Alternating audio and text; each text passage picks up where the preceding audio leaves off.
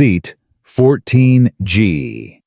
Tara Mitchell's voice dripped with mockery as she looked at Marcus Webb's worn jacket and his son's duct-taped backpack. "You sure you didn't mean to board the Greyhound?" Other first-class passengers snickered. Marcus said nothing, just held his 8-year-old son Caleb closer. The boy's pale face, the medical bracelet on his thin wrist, nobody noticed those details. They didn't know Marcus Webb had a silver star in a box at home, that he'd saved 23 lives under enemy fire in Afghanistan. They were about to find out. Because 30 minutes into the flight, Caleb would collapse, and Marcus would have to save his own son's life while everyone watched. Before we begin this powerful story of judgment, heroism, and redemption, we'd love to hear from you. Where are you watching from? Comment your city and state below. Let's see how far this story travels. If stories about everyday heroes and second chances move you, please subscribe and stay until the very end. You won't believe what happens. Now let's step into Marcus Webb's world, where one flight changed everything. Marcus Webb stood in the jetway at Chicago O'Hare, his hand firm on his son's shoulder. Caleb looked up at him with those wide brown eyes that still saw the world as fundamentally good despite everything. "Daddy, are we really flying to Atlanta?" "We really are, buddy. And the doctors there can fix my heart." Marcus's throat tightened. "They're going to try their very best." Caleb clutched the stuffed dog he'd had since he was 2, Admiral named after the rank Marcus never reached. The toy was threadbare, one eye missing, held together with love and determination. Kind of like them. They shuffled forward with the other passengers. Marcus carried their single bag, a military duffel from his Navy days, olive green and faded. Inside, 3 days of clothes for both of them, Caleb's medications, and the folder of medical records that had become their constant companion. The gate agent scanned their boarding passes, looked at them with that expression Marcus had learned to recognize, surprise mixed with suspicion. How did these two end up with actual seat assignments and not standby seats 14G and 14H? The agent said. "Straight back, right side." "Thank you." They entered the plane. The smell hit Marcus' first recycled air industrial cleaner, the particular staleness of a red-eye flight preparing for departure. He'd flown hundreds of times in the military, never got used to that smell.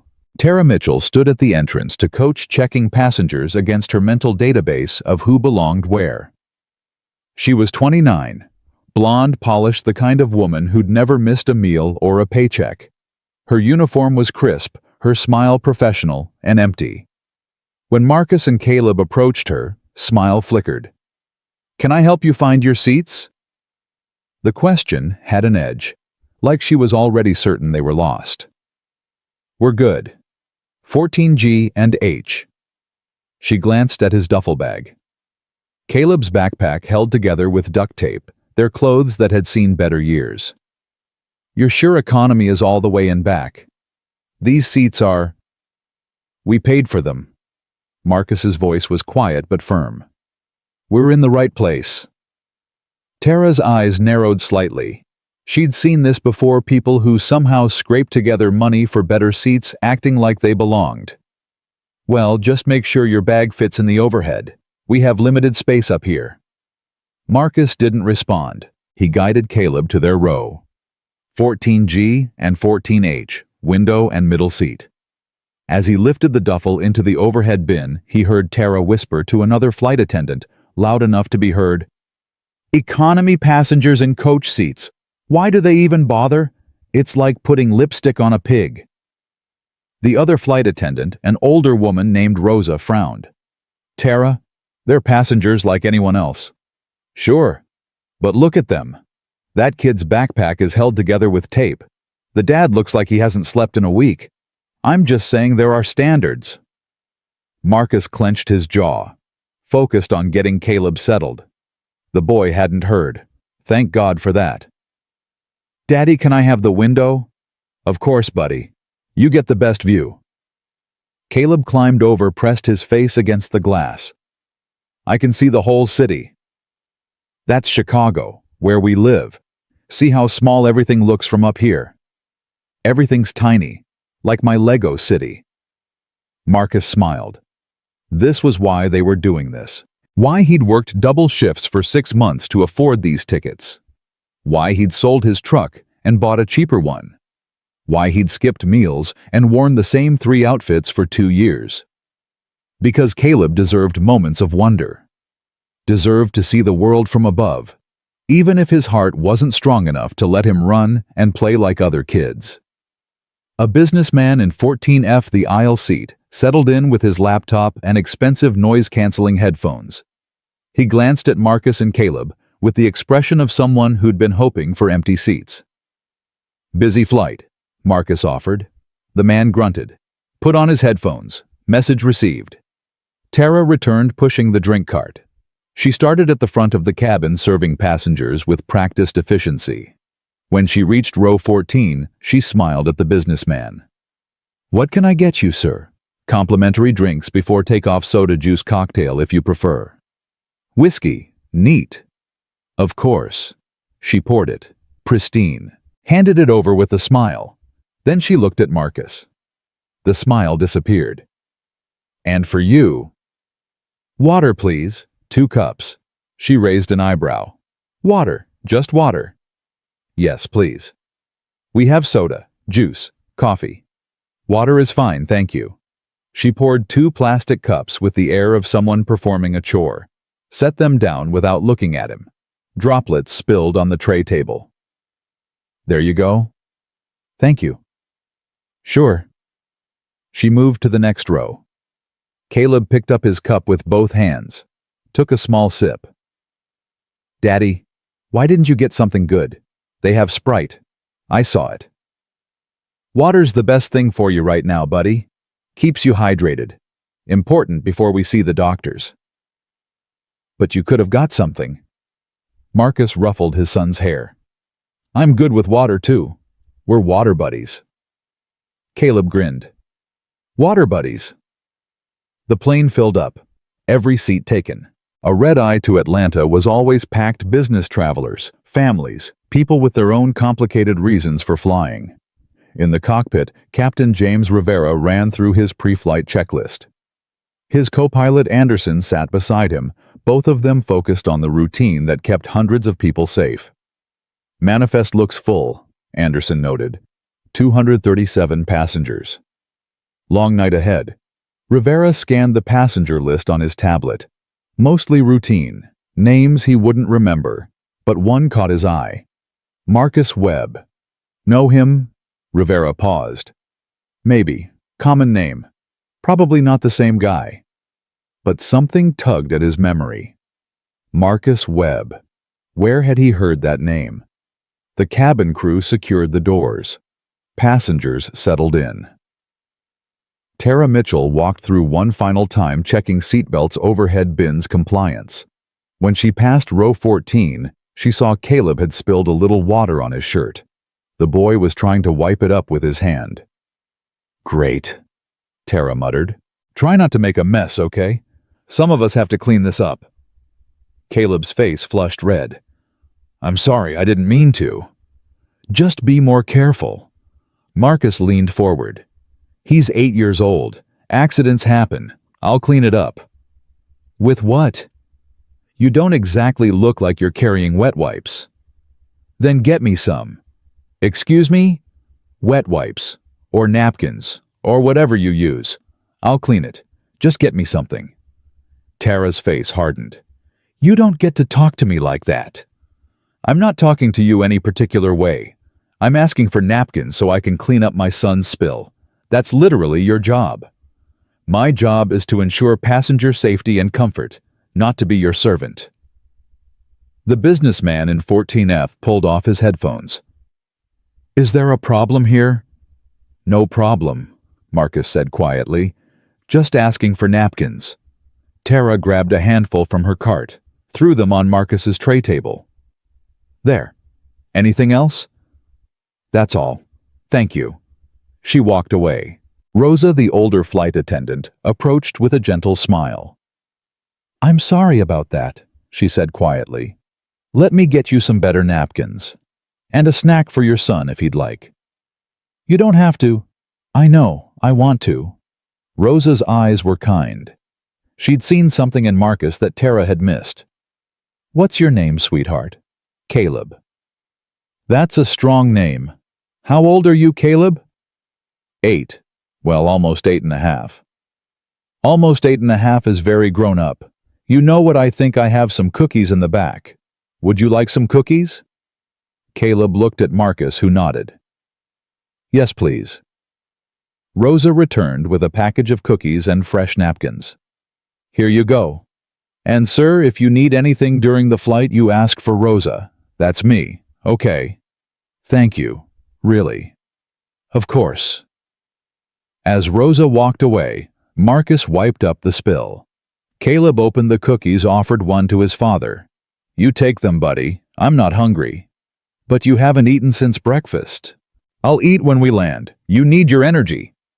Caleb ate his cookies slowly, savoring each one. Marcus watched him, heart aching.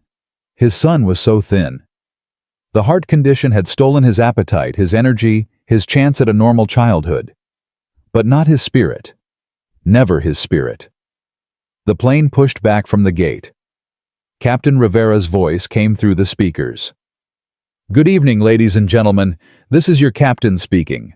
Welcome aboard Flight 447 with service to Atlanta.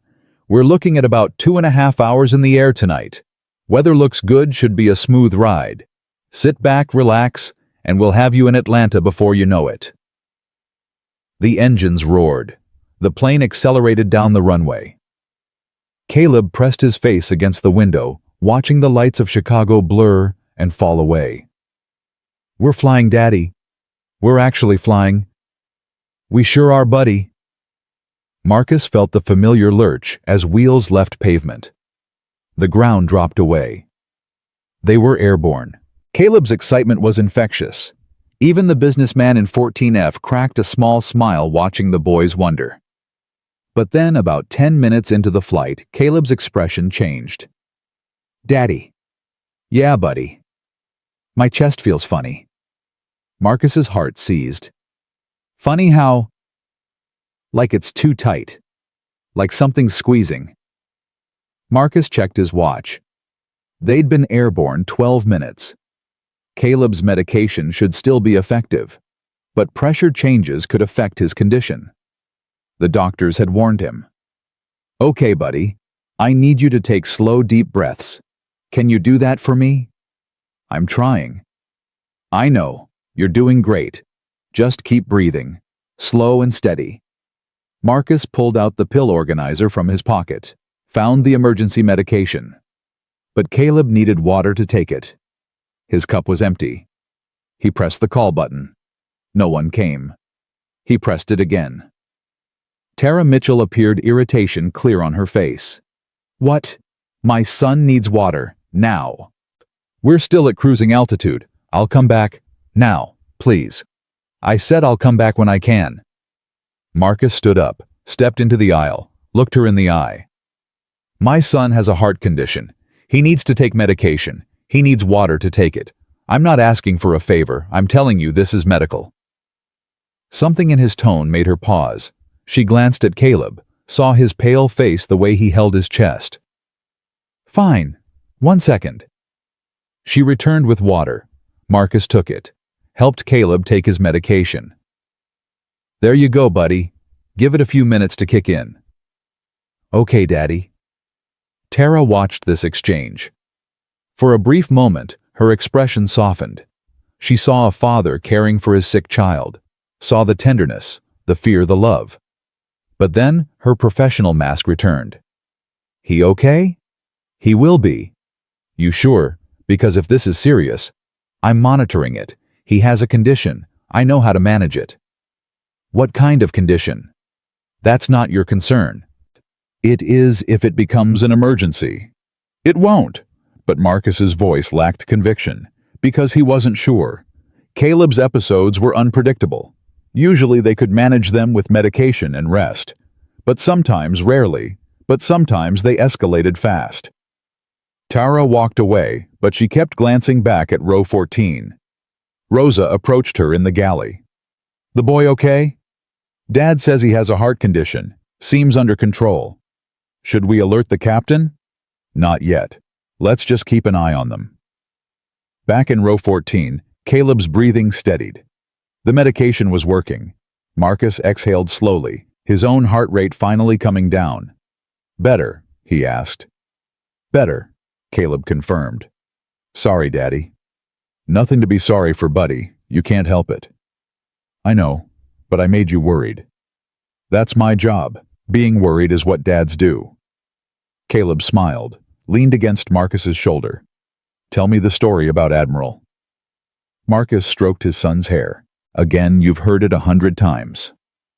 I like it. Please. Okay. Well, Admiral wasn't always a stuffed dog. He started out as a real dog, a military working dog. He served with brave soldiers and kept them safe. And when Admiral retired, he decided he wanted to keep protecting people. So he turned into a stuffed dog and found a very special boy who needed a friend. Me. That's right. You. And Admiral promised that he would never leave you, that he'd always be right there when you needed him. Caleb hugged the worn stuffed animal. I love Admiral. He loves you too. The plane settled into its cruising altitude. Most passengers were dozing, reading, or watching screens. The cabin lights dimmed. Marcus tried to relax, but his mind wouldn't stop running calculations. The appointment in Atlanta was at noon tomorrow. This experimental treatment, if it worked, could give Caleb a normal childhood. Let him run, play, live without constant fear. But it cost $127,000. Money Marcus didn't have, would never have. The Veterans Administration covered basic health care, but experimental treatments? Not a chance. He'd appealed, been denied. Appealed again, denied again.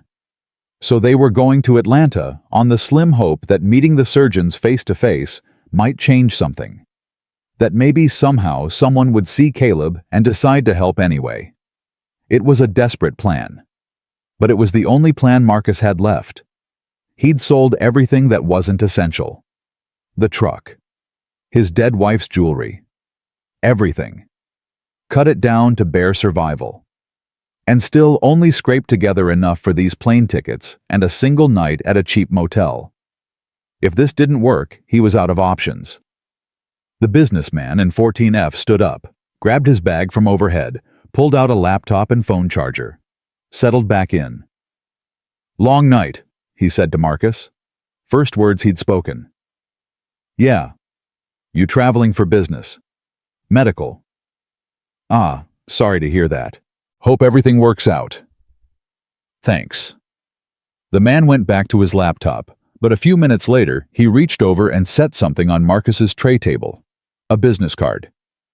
I don't usually do this, the businessman said. But I overheard some of what happened earlier, with your son. I work in medical device manufacturing.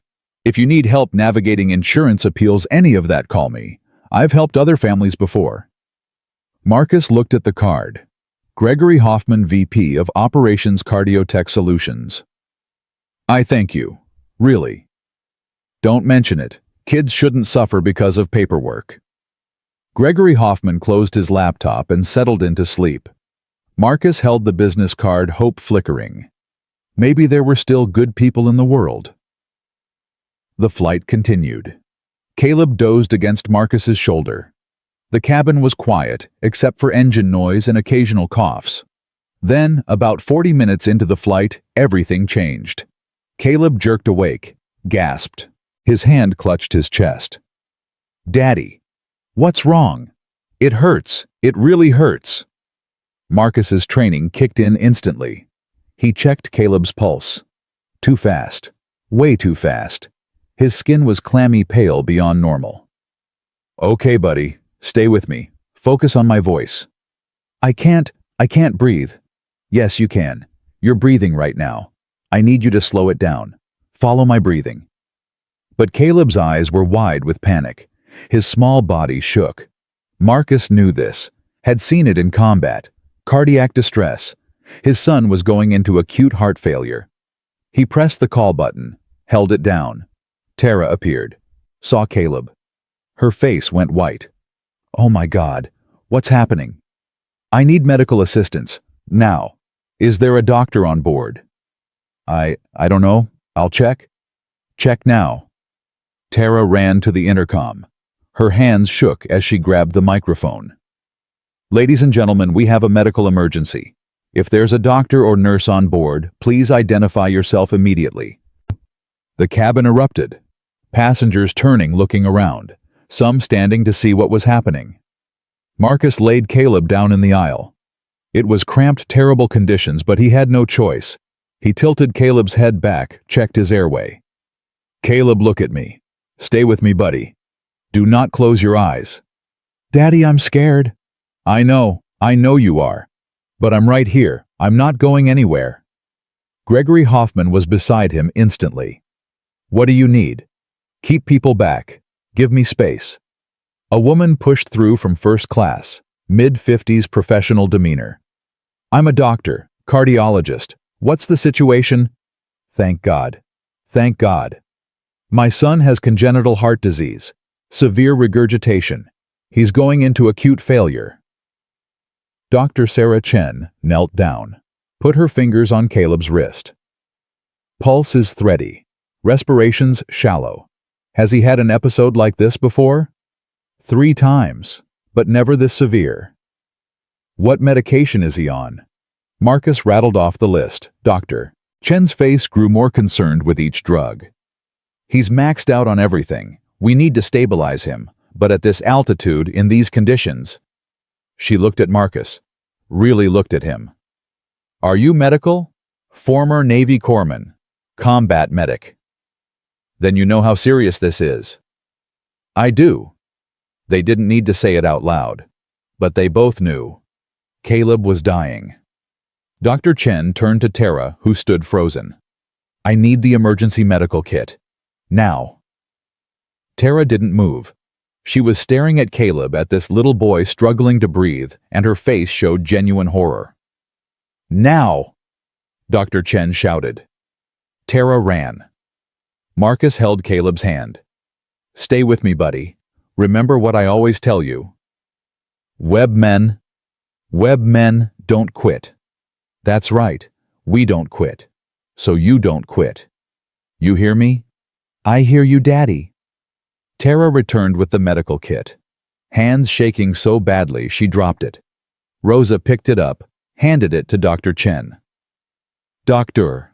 Chen pulled out a stethoscope, listened to Caleb's heart. Her expression darkened. We need to divert. This child needs a hospital, now. Marcus looked at her. How long can he hold on? I don't know, minutes, maybe less. The captain's voice came over the intercom.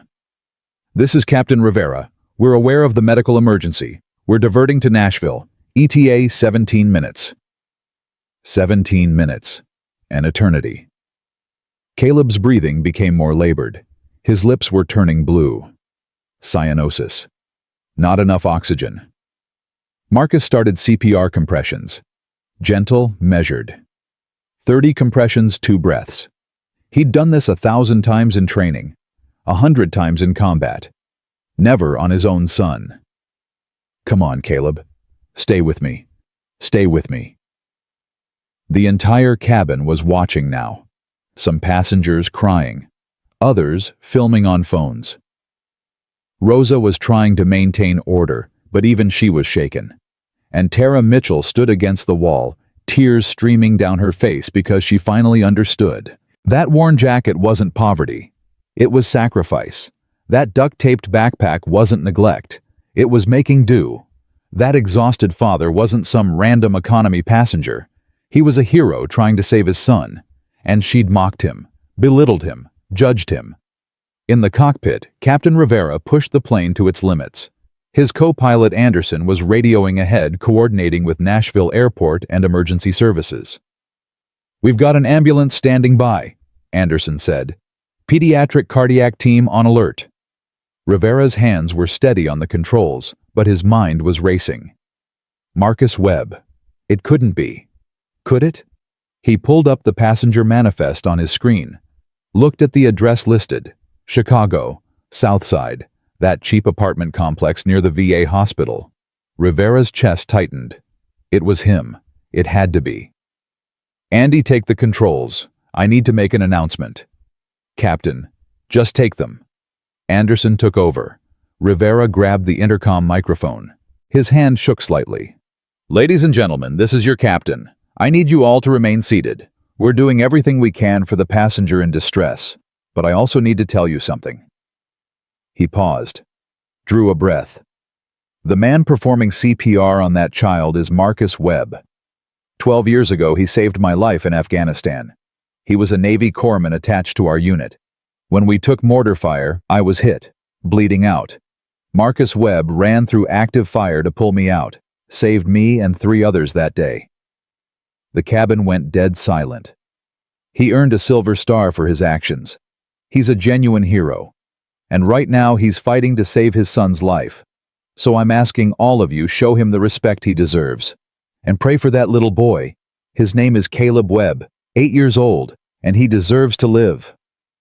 Rivera's voice broke. He switched off the mic. In the cabin, passengers were openly crying, even the ones who'd judged Marcus and Caleb earlier, even the ones who'd looked away when Tara mocked them. Gregory Hoffman stood up, started clapping. One person, then another, then another. Within seconds, the entire cabin was on their feet, applauding through tears as Marcus Webb continued chest compressions on his dying son. 30 compressions, 2 breaths. 30 compressions, 2 breaths. Dr. Chen worked beside him, checking vitals, administering what limited medication they had. He's still with us, she said. Barely. But he's still fighting. He's my son, Marcus said between compressions. He doesn't know how to quit. Rosa knelt beside them. What can I do? Pray, Marcus said.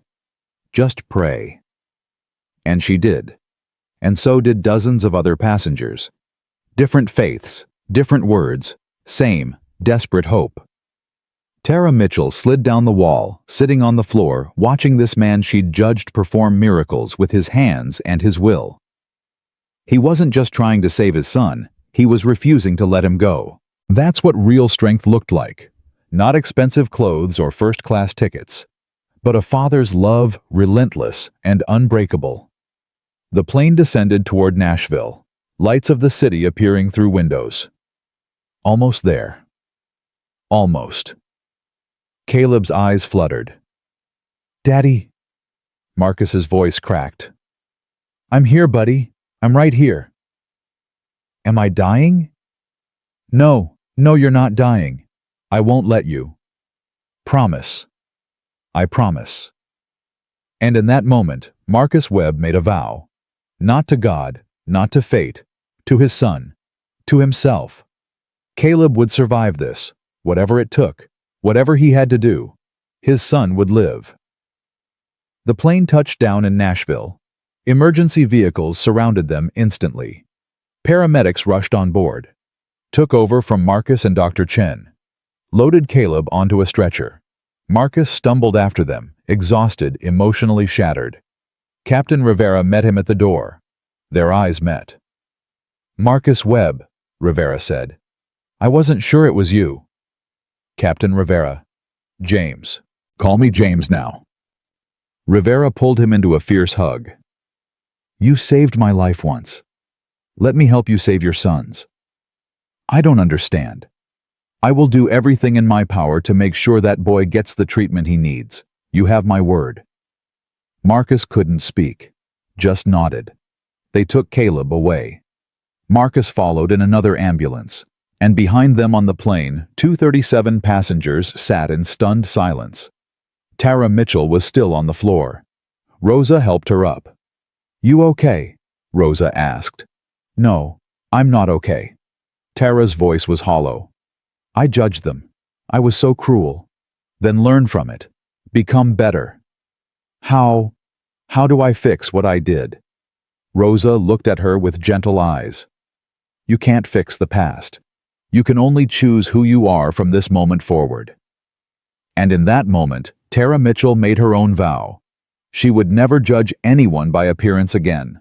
She would never assume she knew someone's story, because the man in the worn jacket had taught her something she should have known all along. Heroes don't always look like heroes. Sometimes they just look tired, broke, desperate. But they're heroes anyway. The ambulance screamed through Nashville streets, sirens splitting the night. Marcus sat beside Caleb's stretcher, one hand gripping his son's small fingers, the other braced against the wall as the vehicle took corners too fast.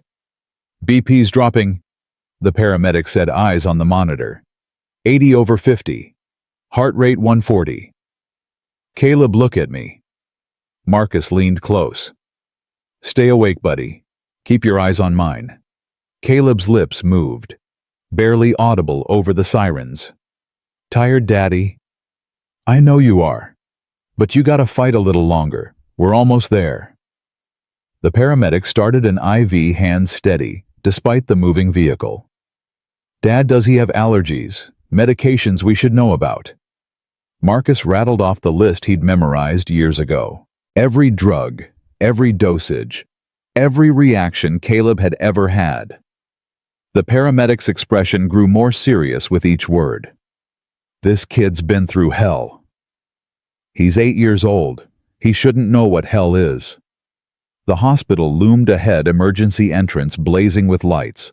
The ambulance barely stopped before the doors flew open. A trauma team was waiting.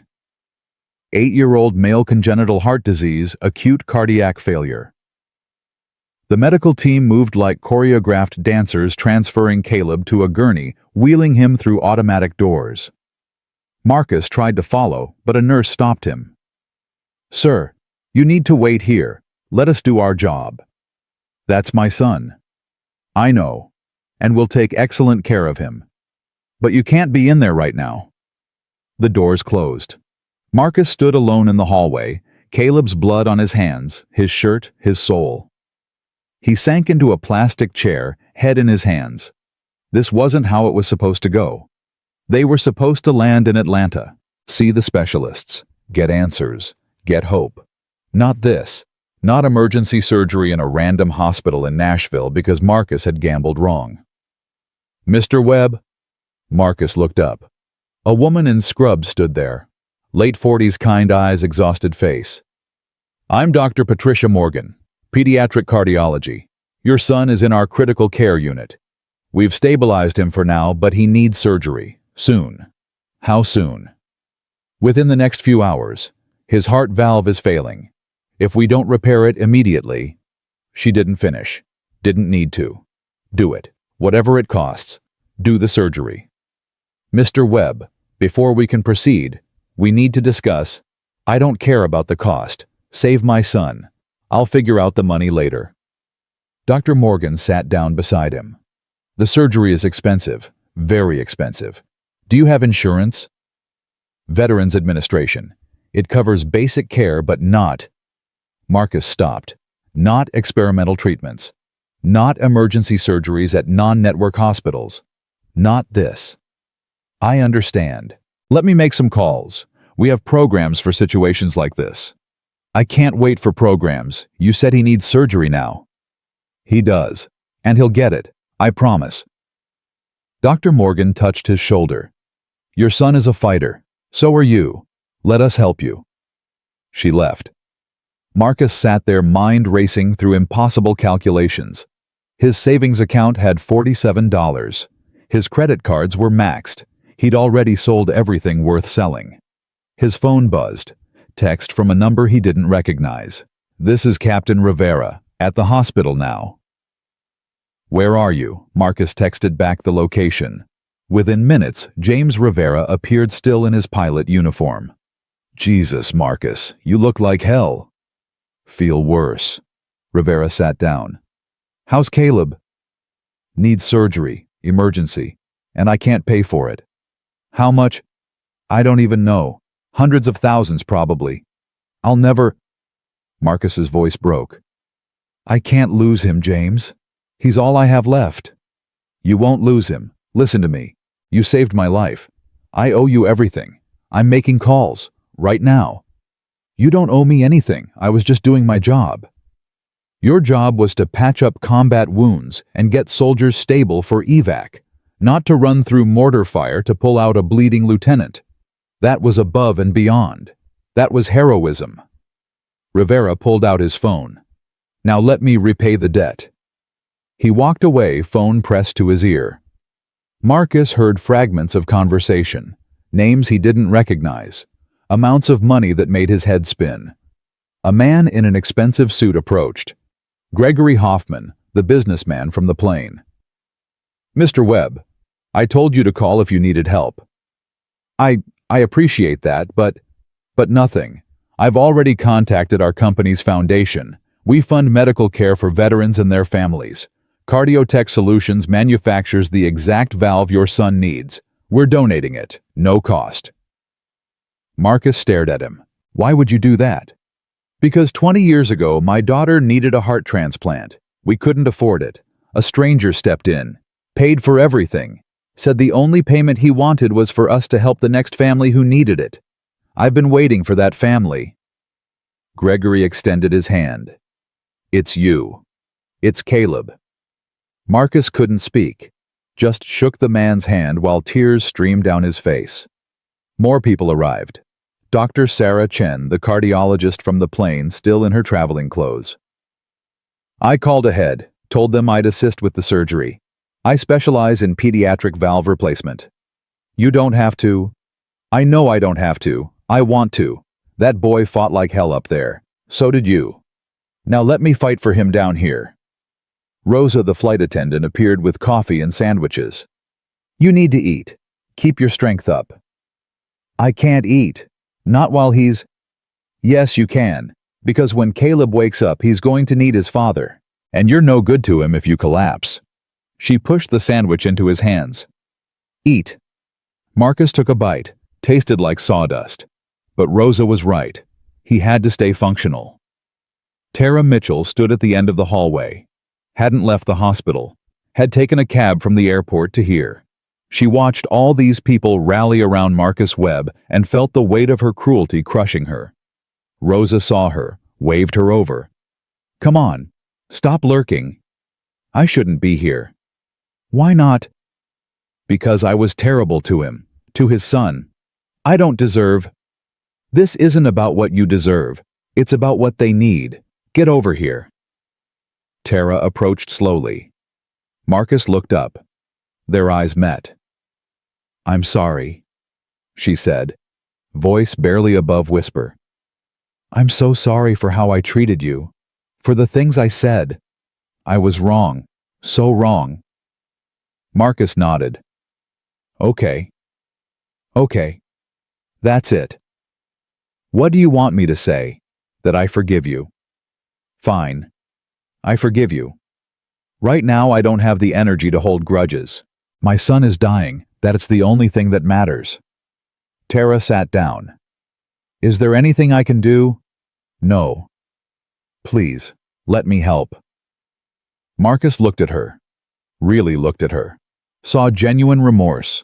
Genuine desire to make amends. You want to help. Next time you see someone who looks out of place, who doesn't fit your idea of who belongs somewhere, remember this moment. Remember that you don't know their story. Remember that heroes don't always look like heroes. I will. I promise. The surgical team emerged. Dr. Morgan approached Marcus. We're ready. We're taking Caleb to surgery now. It's going to be a long operation. 6, maybe 8 hours. Dr. Chen will be assisting. Gregory Hoffman's company is donating the valve. Several anonymous donors have stepped forward to cover the costs. Your son is going to get the best care possible. Can I see him before you take him back? Of course. Come with me. Marcus followed her to the pre-op room. Caleb lay on a gurney, small and fragile, under harsh fluorescent lights. He looked so young, so vulnerable. Marcus took his hand. Hey, buddy. Caleb's eyes fluttered open. Daddy. The doctors are going to fix your heart. Make it strong. When you wake up, you're going to feel so much better. Will it hurt? You won't feel anything. You'll be asleep. And when you wake up, I'll be right there. Promise. I promise. I'm not going anywhere. I'm scared. I know. But remember what we say. Web men don't quit. That's right. So you don't quit. You fight. You come back to me. Okay? Okay, Daddy. Caleb squeezed his hand. I love you. I love you too, buddy, more than anything in the whole world. They wheeled him away. Marcus stood there watching his son disappear through double doors and felt like his heart was being ripped out. Captain Rivera put a hand on his shoulder.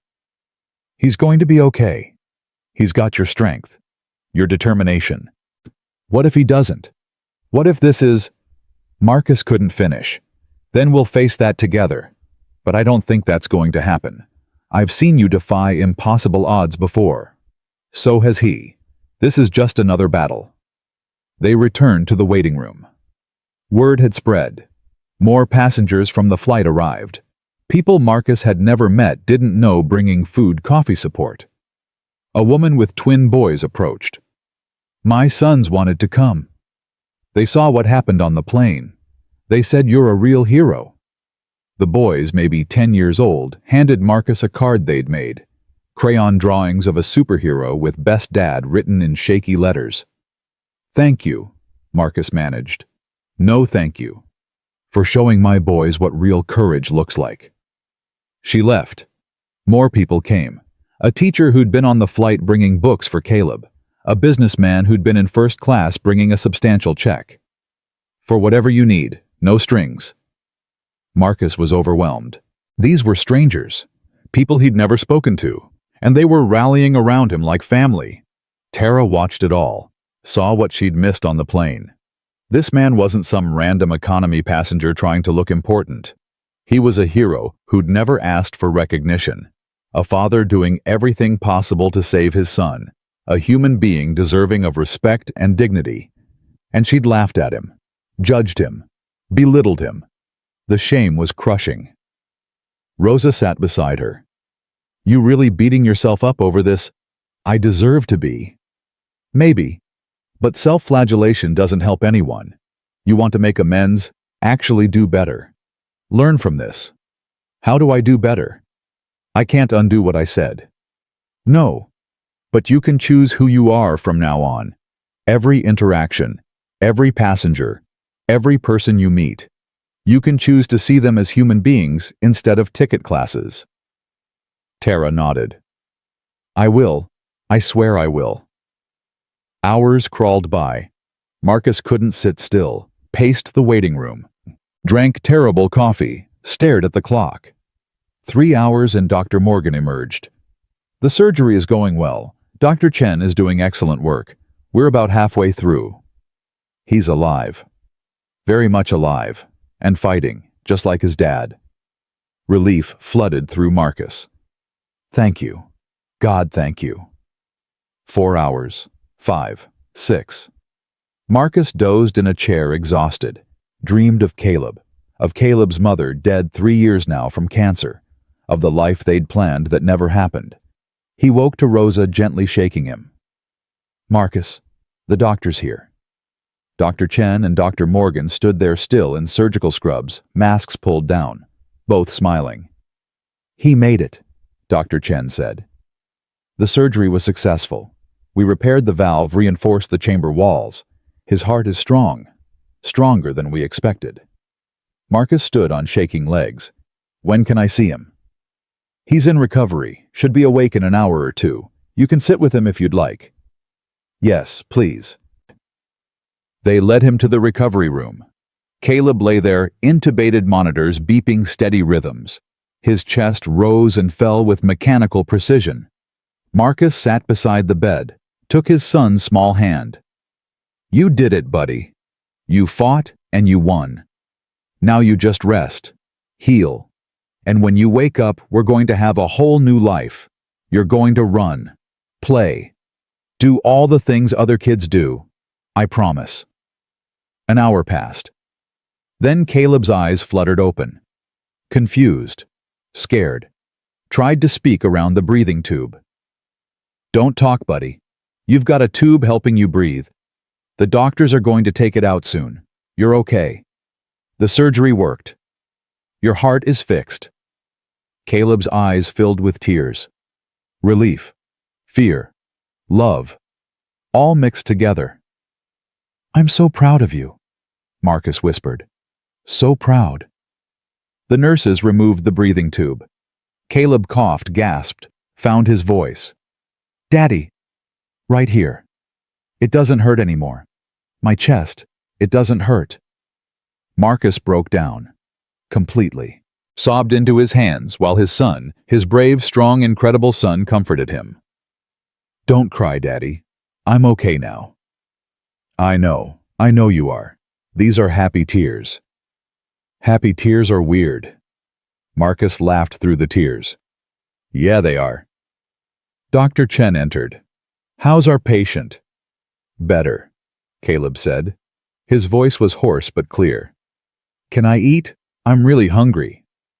"That's the best sign possible. Yes, you can eat. We'll start with liquids, work up to solid food. But if you're hungry, that means your body is healing." Over the next few days, Caleb's recovery was remarkable. Faster than anyone expected. The color returned to his face. His energy came back. He laughed, made jokes, was a normal kid for the first time in his life. Marcus barely left his side, slept in the chair by Caleb's bed, ate hospital food, didn't care. His son was alive. That's all that mattered. Captain Rivera visited every day, brought updates from the airline. "They're calling you the hero of Flight 447. Media wants interviews. Everyone wants your story." "I don't want to be famous. I just want to take my son home." "I understand. But Marcus, people need to hear this. Need to see that real heroes exist, that kindness and courage still matter. Let them see it in someone else." But Rivera was persistent. So were others. Gregory Hoffman, Dr. Chen, even Tara. "You changed my life," Tara said one afternoon. She'd been visiting daily, bringing books and toys for Caleb. "I need people to know that, to understand what I learned from you. You don't owe me anything." "Yes, I do. I owe you the truth. That I was wrong. That judgment based on appearance is poison. That every person has a story worth knowing." She looked at him directly. "Let me tell that story, please." Marcus hesitated, then looked at Caleb reading a comic book someone had brought, his laughter filling the room. "Okay. But only if it helps other families like us, other veterans who can't afford care, other kids who need help. If my story can do that, then fine, tell it." The interview aired 2 days later. Local news first, then national. The story spread like wildfire. Hero father saves son mid-flight. Silver Star recipient performs CPR on his own child. Flight attendant's apology. "I judged a hero." Tara did her interview with raw honesty. Didn't spare herself. Admitted her cruelty, her prejudice, her shame. I looked at Marcus Webb and saw someone who didn't belong, who wasn't good enough for the seat he'd paid for. I was wrong. So wrong. He belonged there more than anyone. And I will spend the rest of my life making sure I never make that mistake again. The response was overwhelming. Donations poured in. Not just for Caleb's medical bills, those were already covered, but for a foundation being established in Caleb's name. To help other children of veterans who needed medical care. The airline offered Marcus and Caleb lifetime first-class travel. He declined. Give it to a family who needs it more. Gregory Hoffman's company offered him a job. Director of Veterans Outreach. Help us identify families who need assistance. You'd be perfect. I'm a nurse. I don't know anything about corporate work. You know about helping people. That's all that matters. Think about it. Marcus did think about it, and realized that maybe this was the path forward. Not just surviving, but thriving. Using his experience to help others. A week after surgery, Dr. Morgan cleared Caleb for discharge. His heart is strong, stronger than it's been in years. He'll need follow-up care, but he's going to be fine. More than fine. He's going to have a normal life. Marcus couldn't process it. After years of fear of watching his son's struggle of waiting for the other shoe to drop this. Hope. Genuine hope. They checked out of the hospital on a Tuesday morning. A crowd had gathered. News crews, hospital staff, people from the flight, all there to see them off. Caleb waved, overwhelmed by the attention. "Daddy, why are all these people here?" "They're here for you, buddy, to celebrate your courage." "I didn't do anything. You saved me." "No, Caleb, you saved yourself. You fought. You didn't give up. That's all you." Captain Rivera appeared with another man, military-bearing dress uniform, rows of medals. "Marcus Webb, this is General Thomas Bradshaw, U.S. Navy." Marcus straightened instinctively. "Sir." "At ease, son. I'm here because I reviewed your service record. Read about what happened on that plane. And I wanted to personally thank you for your service, for your courage, for representing everything good about our military." "Sir, I appreciate that, but I was just a hero. Say it. You were a hero then. You're a hero now. Stop diminishing what you've done." The general pinned something to Marcus's jacket. Marcus looked down. A medal. The Navy Cross, one of the highest honors possible.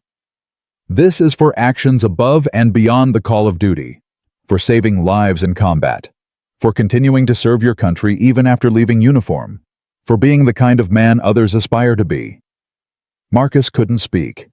Just stood there, Caleb beside him as cameras flashed and people applauded.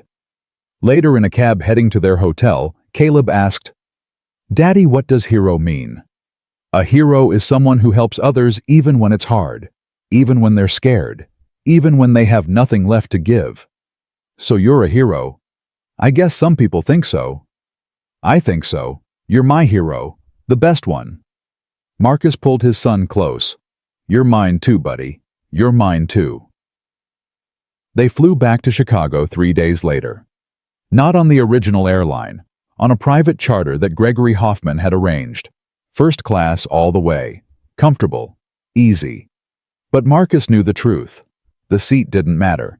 The accommodations didn't matter. What mattered was the people around you, the ones who saw past appearances to the human underneath. As the plane took off, Caleb pressed his face to the window, just like he had on that terrible flight. But this time his color was good, his breathing steady, his future bright. "Daddy, look, we're flying." "We sure are, buddy." "I'm not scared this time." "Good. You never have to be scared again." Marcus looked around the empty cabin. They were alone up here, just him and Caleb and the crew who'd been told their story, who treated them with kindness and respect. A flight attendant, young New Ernest, approached. "Mr. Webb, is there anything I can get you?" "We're fine, thank you. I just want you to know I heard what happened, what you did. You're an inspiration, truly." "I appreciate that, but I'm just a dad who loves his son, that's all." "That's everything." She walked away. Marcus settled back. Caleb fell asleep against his shoulder. For the first time in 8 years, Marcus Webb felt something he'd forgotten existed. Peace. His son was healed. His future was secure. His story had helped others. And maybe, just maybe, the world was a little kinder than he'd thought. Sometimes it took crisis to reveal humanity, took struggle to show character, took judgment to teach compassion. Tara Mitchell had learned that lesson. So had hundreds of others who'd witnessed what happened on Flight 447. And Marcus Webb had learned something too, that he didn't have to carry everything alone, that asking for help wasn't weakness, that community and connection were strengths, not vulnerabilities. The plane leveled off. Chicago waited ahead. Home. A new job. A new life. But first, just this. Flying through clear skies with his healthy son sleeping peacefully beside him. Webb men didn't quit. And they didn't forget the people who'd helped them along the way. Marcus closed his eyes, smiled, and for the first time in forever, let himself simply be grateful.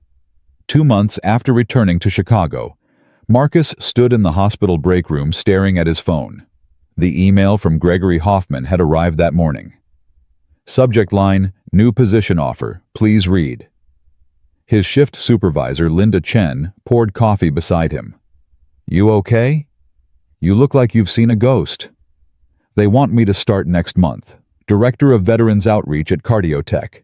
Salary is—" Marcus stopped. The number was obscene. More than he'd made in 5 years as a nurse. "And you're hesitating, why?" "Because I'm a nurse, Linda. I save lives here. What do I know about corporate work? You save lives there too, just differently." Linda added cream to her coffee. "Marcus, you've been working double shifts since your wife died. When's the last time you had dinner with Caleb that didn't involve a microwave?" "That's not fair." "It's completely fair. Take the job. Give your son a life where his dad isn't exhausted all the time, where you can actually be present instead of just surviving." Marcus's phone buzzed. Text from Caleb's school. "Mr. Webb, can you come in today? We'd like to discuss Caleb's progress." His stomach dropped. Progress meant problems. It always did. "I have to go. Caleb's school called." Linda touched his arm. "It's probably nothing. That kid's been doing great since the surgery." But Marcus couldn't shake the anxiety. He drove to Caleb's elementary school, mind racing through worst-case scenarios. Complications from surgery. Heart issues returning. Something they'd missed. The principal, Mrs. Anderson, greeted him with a smile. That was good. Bad news didn't come with smiles. "Mr. Webb, thank you for coming. I wanted to talk about Caleb." "Is something wrong?" "Wrong. No, quite the opposite. Since returning from his surgery, Caleb has been transformed. His energy levels, his participation, his confidence. His teachers are amazed." Marcus exhaled. He feels good. For the first time in his life, he feels normal. It shows. But there's something else. Mrs. Anderson pulled out a folder.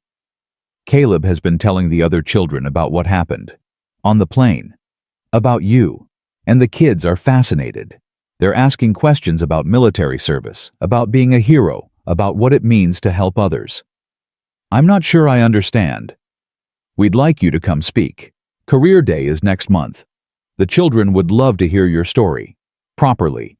From you." Marcus shifted uncomfortably. "I'm not good at public speaking." "You don't have to be good. You just have to be honest. These kids need role models, real ones. Not celebrities or athletes, but people who do extraordinary things because it's right." "I'll think about it." "Please do.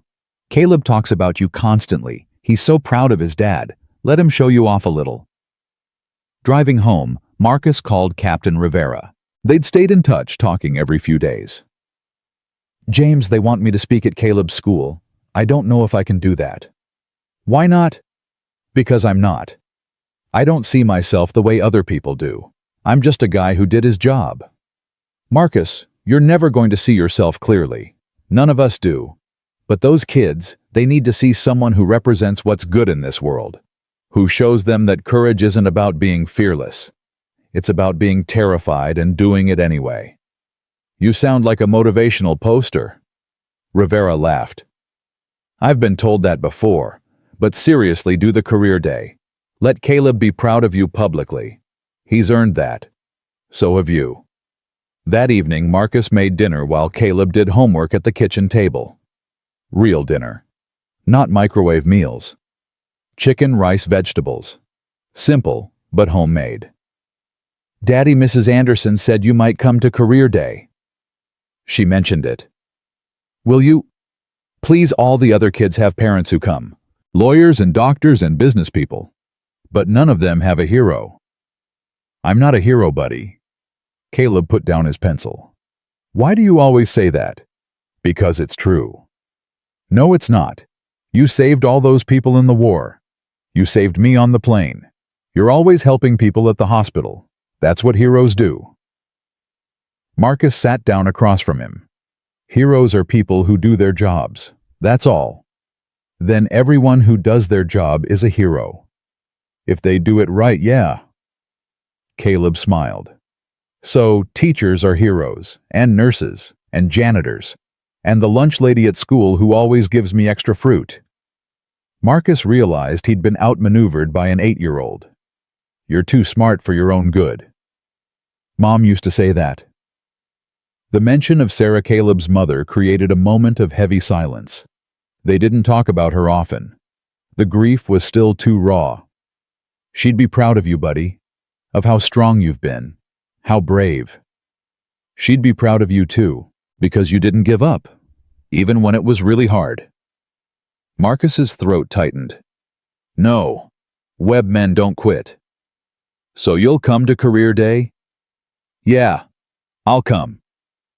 Caleb launched himself at Marcus, hugging him fiercely. Thank you, thank you, thank you. Later that night, after Caleb was asleep, Marcus sat at his laptop and finally opened Gregory Hoffman's detailed offer letter. The salary was substantial. But more than that, the benefits. Full medical coverage, college fund for Caleb, retirement plan, stock options. Things Marcus had never imagined possible. The job description was intimidating. Identify veterans and military families needing medical assistance. Coordinate with hospitals, insurance companies, advocacy groups. Speak publicly about veterans' issues. Represent the company at events. Public speaking. His personal nightmare. But then, he thought about that night on the plane. Performing CPR on his dying son in front of 200 strangers. That had been his personal nightmare too. And he'd done it anyway. He typed out an email. Mr. Hoffman, I'm honored to accept your offer. When can I start? 3 days later. Marcus drove to Cardiotech's headquarters, glass and steel tower downtown, so different from the hospital's utilitarian concrete. He felt out of place immediately. The receptionist smiled warmly. Mr. Webb, Mr. Hoffman is expecting you, 10th floor. In the elevator, Marcus caught his reflection. Cheap suit he'd bought at a thrift store, shoes he'd owned for a decade. He looked exactly like what he was, a working-class guy pretending to belong in a corporate world. But the elevator doors opened, and Gregory Hoffman was there wearing jeans and a company polo. Marcus, no need to dress up. We're pretty casual here. Come on, let me show you your office. The office had windows, actual windows with a view of the city. A real desk, computer, photos of cardiac patients, success stories on the walls. This is overwhelming, Marcus admitted. Good overwhelming or bad overwhelming? I don't know yet. Gregory laughed. Honest, I like that. Here's the thing, Marcus. We're not hiring you to be corporate. We're hiring you to be you. To connect with veterans and their families in ways our lawyers and administrators can't. To tell the truth about what these families face.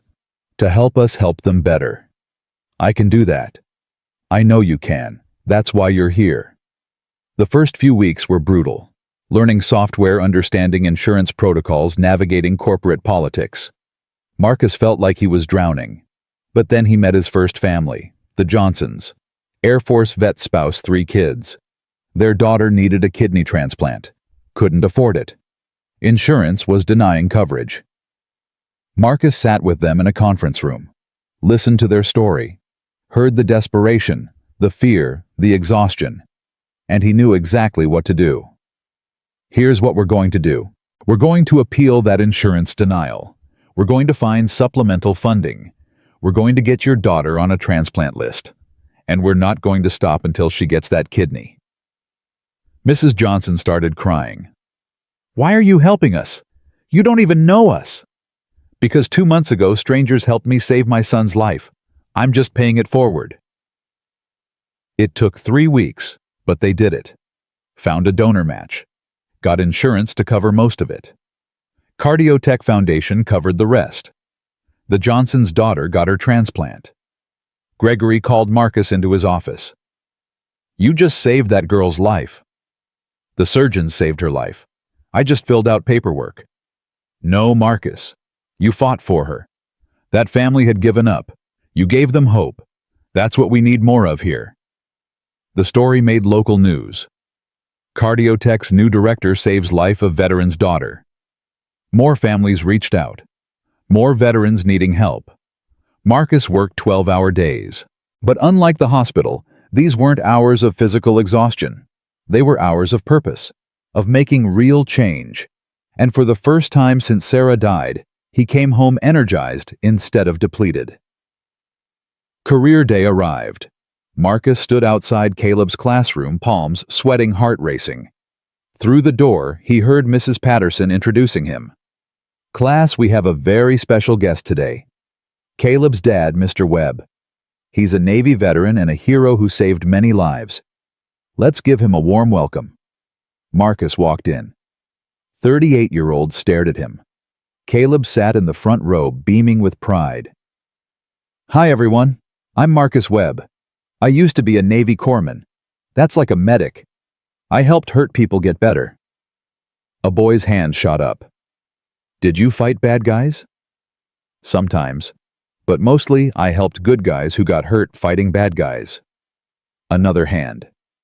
"Did you get hurt?" "A few times, but I was lucky. I always healed." Caleb raised his hand. Marcus smiled. "Yes, Caleb. Can you tell them about the plane, about how you saved me?" Marcus hesitated. That's personal, buddy." "But they want to know, everyone's been asking." The kids all started talking at once. "What plane? What happened? Did you really save someone?" Mrs. Patterson intervened. "Mr. Webb, if you're comfortable, the children would love to hear that story." Marcus sat on the desk, took a breath. "Okay. 2 months ago, my son Caleb and I were on a plane. Caleb has a heart condition. He got very sick during the flight.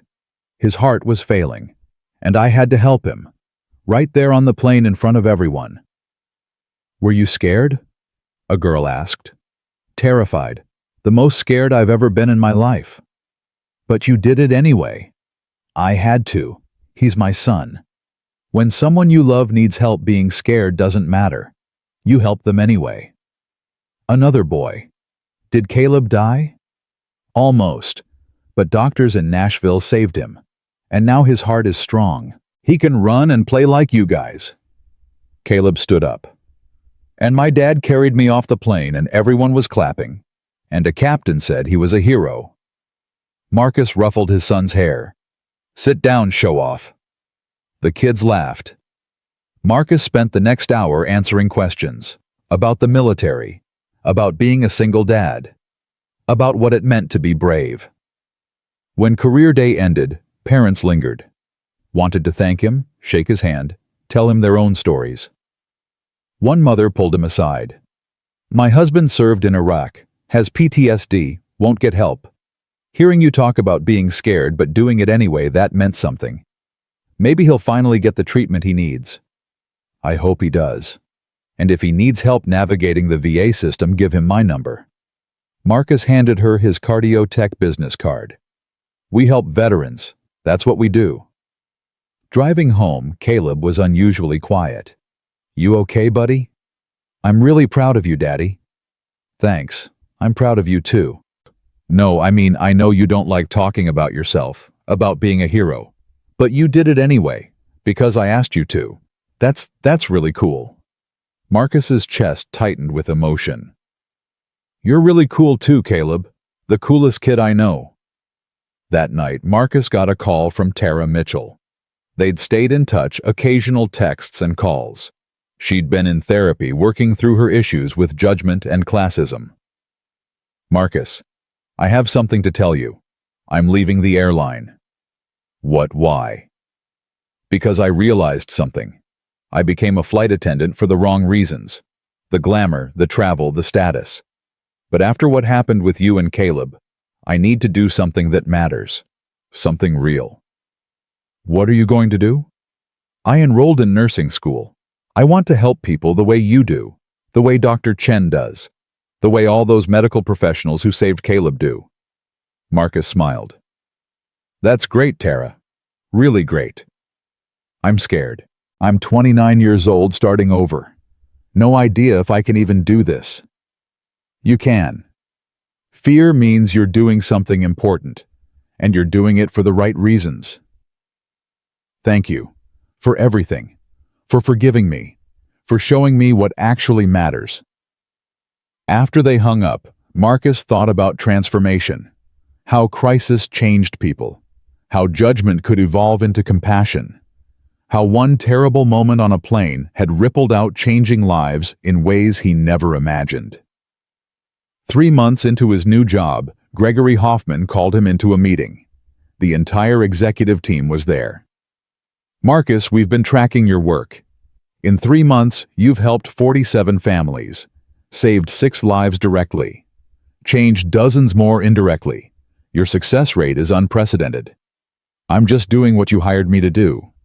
You're exceeding it, dramatically, which is why we're expanding your department. You'll be hiring a team, training them, building a program that can help even more families. I don't know how to manage people. You know how to care about people. That's harder to teach. The rest we can figure out." Marcus left the meeting overwhelmed. He called James Rivera. "They want me to build a whole program, hire staff. I'm not qualified for this." "Marcus, stop. You've been saying you're not qualified for things your entire life. You weren't qualified to save my life in Afghanistan, but you did it anyway. You weren't qualified to perform emergency surgery on a plane, but you did that too. Maybe it's time to accept that you're qualified for more than you think." "But what if I mess up? What if I hire the wrong people? What if the program fails?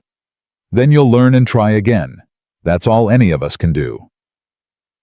Over the next weeks, Marcus interviewed candidates, veterans mostly, people who understood the community they'd be serving, people who'd been where these families were. He hired a former Army nurse named Patricia, who'd fought for her own child's medical care, a retired Marine named Davis, who'd been homeless after leaving service, understood rock bottom, a Navy wife named Carmen, whose husband had died from lack of medical care. They weren't corporate. They were real. They were perfect. The program launched officially in January. Webb's Warriors, Gregory had named it. Marcus hated the name, but couldn't deny it was effective. The first week they helped 12 families. The second week, 20. By the end of the first month, they'd assisted over 100 veterans and their families. Media started covering it. Cardiotech's revolutionary program, helping military families. Marcus did interviews uncomfortable but determined. One interview, a journalist asked, "What drives you?" Marcus thought of Caleb, of that terrifying moment on the plane, of all the people who'd helped them. "I drive because someone might be sitting in seat 14G right now, looking like they don't belong, struggling in ways nobody sees. And they need someone to see them, to help them, to remind them they matter. That's what drives me. Making sure nobody feels as alone as I felt before strangers became my lifeline." The interview went viral, 3 million views in 2 days. And with it came something Marcus hadn't expected. His past. A message appeared in his inbox. Subject: Afghanistan 2012, Charlie Company. Marcus's hand shook opening it. "Sir, I don't know if you remember me. Lance Corporal Stevens. You saved my life during the mortar attack. I've been following your story. The plane, your son, everything. I wanted you to know you didn't just save my life that day. You gave me a future. I have 3 kids now, a good job, a life I never would have had without you. Thank you. For everything." Marcus stared at the message. Stevens. He remembered. Young kid, barely 20, bleeding out from shrapnel wounds. Marcus had held pressure on his femoral artery for 40 minutes while they waited for evac. He'd been one of the 4 they saved that day. Marcus had never known what happened to him after. He replied, "Stevens, of course I remember. I'm so glad you're doing well. You fought hard that day. You earned that life you have. Be proud of it." More messages came. Other soldiers Marcus had treated. All of them alive. All of them thriving. All of them crediting Marcus with their survival. He'd never followed up. Never knew if his work had mattered long term. He'd just done his job, moved on, carried the weight of the ones he couldn't save. But these messages, they were the ones he'd saved. living proof that his work had meaning. Captain Rivera called that evening. Saw the interview. You're becoming quite the celebrity. I hate it. I know, but it's working. Webb's Warriors helped my nephew last week. Remember I told you about him? Marine injured in training, couldn't get proper care. Your team got him into a treatment program. He's walking again, Marcus, because of you. Marcus's voice cracked. That's good, really good. More than good. You're building something that's going to outlast both of us. A legacy. Caleb's going to grow up knowing his father didn't just save individual lives. He changed an entire system. After hanging up, Marcus checked on Caleb. The boy was asleep. Admiral clutched in his arms, chest rising and falling with strong, steady breaths. 6 months ago, Marcus had thought he'd lost everything. His son dying on a plane. His dignity shredded by judgment. His future collapsing. But crisis had revealed something unexpected. Community. Humanity. The resilience of strangers who became family. And now, standing in his son's doorway, Marcus understood something he'd never fully grasped before. Heroes weren't special. They were ordinary people who kept going when everything said to quit, who helped others despite their own struggles, who chose connection over isolation. That flight attendant who'd laughed at him had been wrong. Not because Marcus was special, but because she'd forgotten that everyone was fighting battles others couldn't see. And the moment you remembered that everything changed. Marcus turned off the light, closed the door quietly. Tomorrow he'd help more families, build his team, continue the work. Tonight he'd just be grateful for second chances, for healing, for the incredible privilege of watching his son sleep peacefully. Webb men didn't quit, but more importantly, they didn't face the fight alone. 6 months after Webb's Warriors launched, Marcus sat in a coffee shop, waiting for someone he'd never met, but whose voice had haunted him for 12 years. Sergeant First Class Michael Chen had been one of the 3 soldiers Marcus couldn't save during the mortar attack in Afghanistan. Michael's brother, Dr. David Chen, had reached out. Wanted to meet. Said he had something important to tell Marcus. David arrived wearing civilian clothes, glasses, carrying a worn leather satchel. He sat down across from Marcus without ordering anything. Thank you for meeting me. I know this is probably uncomfortable. Your brother, I tried everything. I swear I did everything I could. David held up a hand. That's not why I'm here. I know you did. The other soldiers told me. You held pressure on his wounds for 20 minutes, breathed for him when his lung collapsed. He died in your arms, not alone on the ground. That matters. Marcus's throat closed. Then why did you want to meet? David pulled a letter from his satchel. Old, creased, stained. Michael wrote this the night before the attack. He wrote letters to everyone he loved just in case. This one is addressed to the medic who tried to save me. He wanted you to have it if the worst happened. But nobody knew your name, just your call sign, Falcon. Marcus took the letter with shaking hands. The envelope said, to Falcon, in neat handwriting. I spent 12 years looking for you. Every database, every military connection. Nothing. Then I saw the interview about your son, about the plane, and there you were. Falcon, Marcus Webb. Marcus couldn't open the letter. Not yet, not in public. Why now? Why does this matter now? Because you need to know that Michael didn't blame you, and because... David's voice cracked. Because I'm dying. Pancreatic cancer, stage 4, 6 months if I'm lucky, and I needed to finish Michael's business before I go. The world tilted. You're dying. Yes, and I have no family left. My parents passed years ago. Michael was my only sibling. I'm alone. Marcus looked at this man, stranger and brother, all at once and made a decision. You're not alone anymore. Webb's Warriors helps veterans and their families. Your family. Let us help you. I'm not a veteran. You're the brother of a soldier I held while he died. That makes you family. What do you need? David's composure cracked. Tears streamed down his face. I need treatment I can't afford. I need someone to care that I'm dying. I just need not to die alone like Michael did. You won't. I promise you won't. Marcus called his team immediately. Patricia Davis and Carmen met them at Cardiotech within the hour. They reviewed David's case, his options, his prognosis. The treatment he needs isn't covered by any insurance, Patricia said quietly. We're talking experimental immunotherapy. $250,000, minimum. Then we find it. We raise it. Whatever it takes. Marcus looked at David. You're not dying alone, and you're not dying without a fight.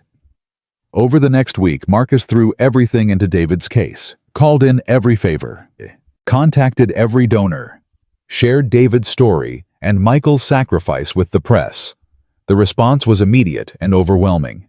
Donations poured in, 50,000 in the first day, 100,000 by the end of the week.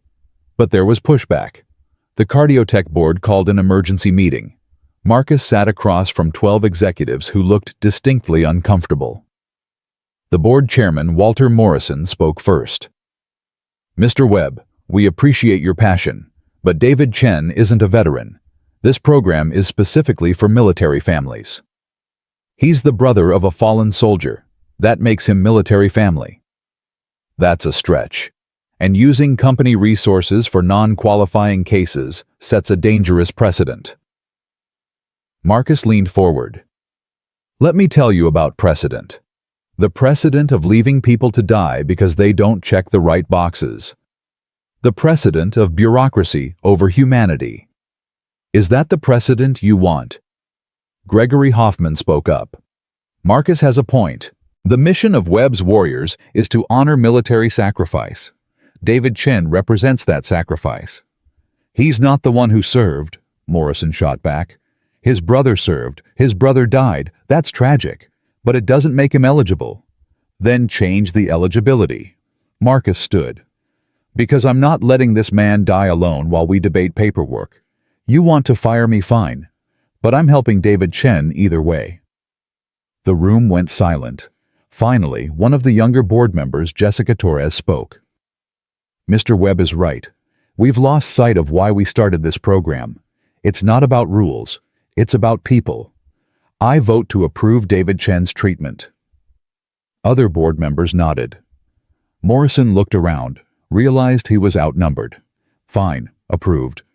But this is the exception, not the rule. Marcus didn't care about the semantics. David would get his treatment. That's all that mattered.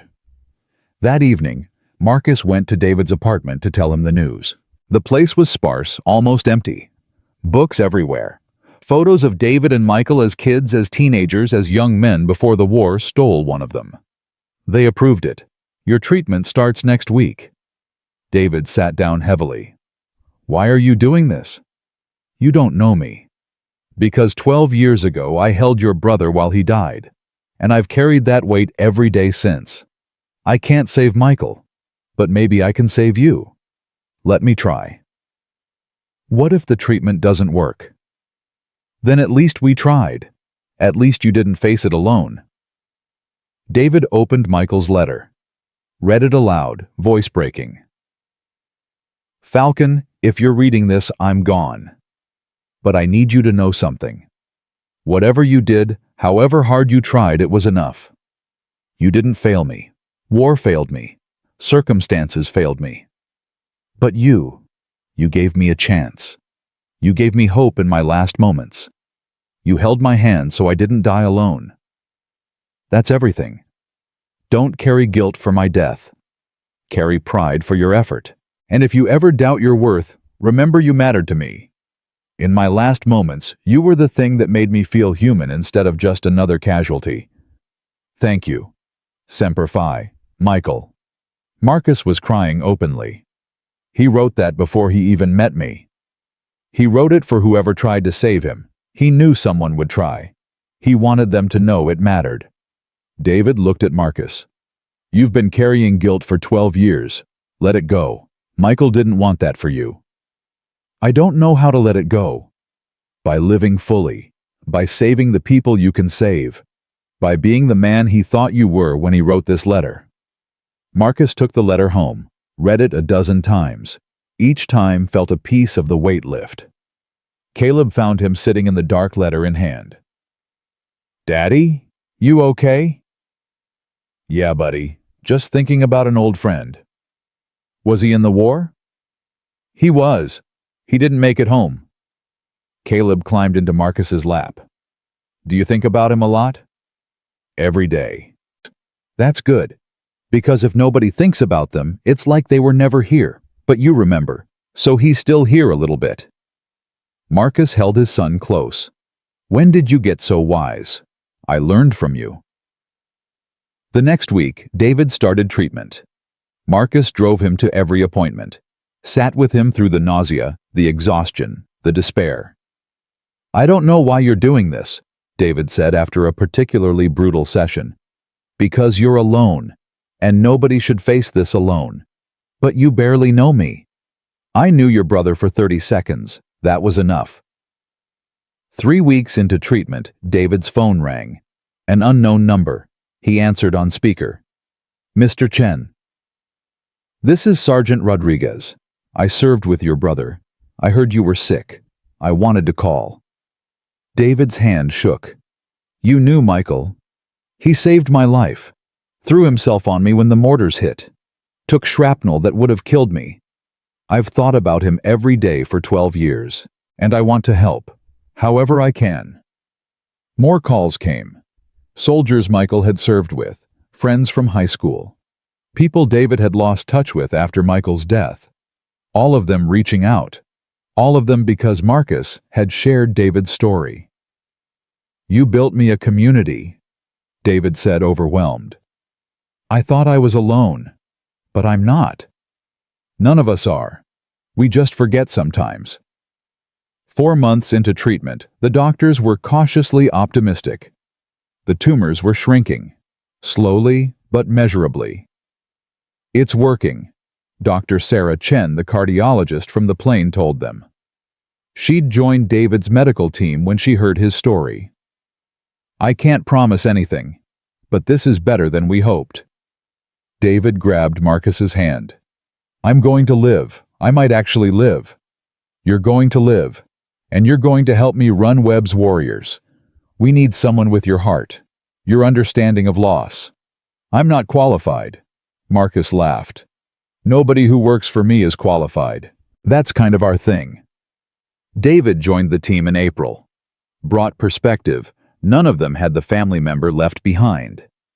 The collateral damage of military service. The ones who grieved but weren't recognized as veterans themselves. He proposed expanding Webb's Warriors to include Gold Star families. Siblings, parents, children of fallen soldiers who needed support. The board initially resisted. "That's mission creep," Morrison argued. "That's mission evolution," Marcus countered. "We honor military service by caring for everyone it touched, including the families who lost someone." This time, the board voted unanimously to approve. Morrison abstained but didn't object. The program expanded. Gold Star families started reaching out. A mother whose son died in Iraq. A widow with 3 kids. A father who'd lost his daughter in Afghanistan. Each one found community, found support, found a place where their grief mattered. And each one, Marcus thought of Michael, of the letter, of the weight he'd carried, and was finally learning to set down. In June, the airline invited Marcus to speak at their annual safety conference. He almost declined, but Tara called personally. "Please come. The company is implementing new training, sensitivity education, how to see passengers as humans, not ticket classes. I'm helping design it, but it needs your voice." Marcus flew to the conference, walked through the airport where this had all started, saw the gate where he'd boarded that terrible flight. Tara met him at baggage claim. She looked different, less polished, more genuine, hair pulled back, simply minimal makeup, eyes that had seen suffering and come out softer. "Thank you for coming. I know this place has bad memories. It has complicated memories. Some of the worst moments of my life happened here.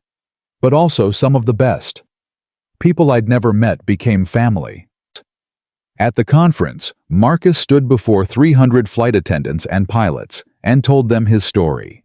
Not just the emergency, but the judgment, the mockery, the moment Tara laughed at him. She was in the front row, tears streaming down her face. "That flight attendant made a mistake," Marcus said. "She judged me, belittled me, made assumptions based on my appearance. But here's the thing she learned. She changed. She's in nursing school now, dedicating her life to helping others. Because one moment of crisis showed her who she wanted to be instead of who she'd become."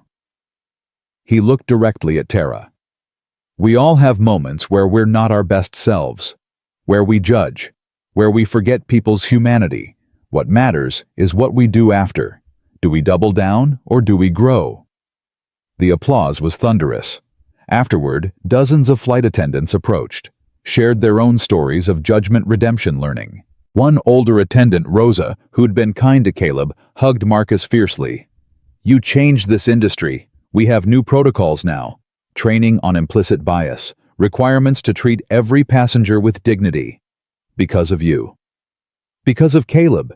He's the one who taught me what dignity looks like." Flying home, Marcus thought about change.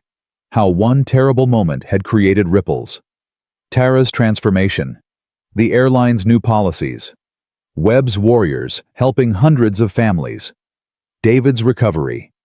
All because an 8-year-old boy's heart had nearly stopped on a plane. When he arrived home, Caleb was waiting with his backpack. "Daddy, we're doing a project on heroes. I told my teacher about you." "Buddy, we've talked about this. Not like that. She wants me to interview you about what makes someone a hero. It's for the whole class."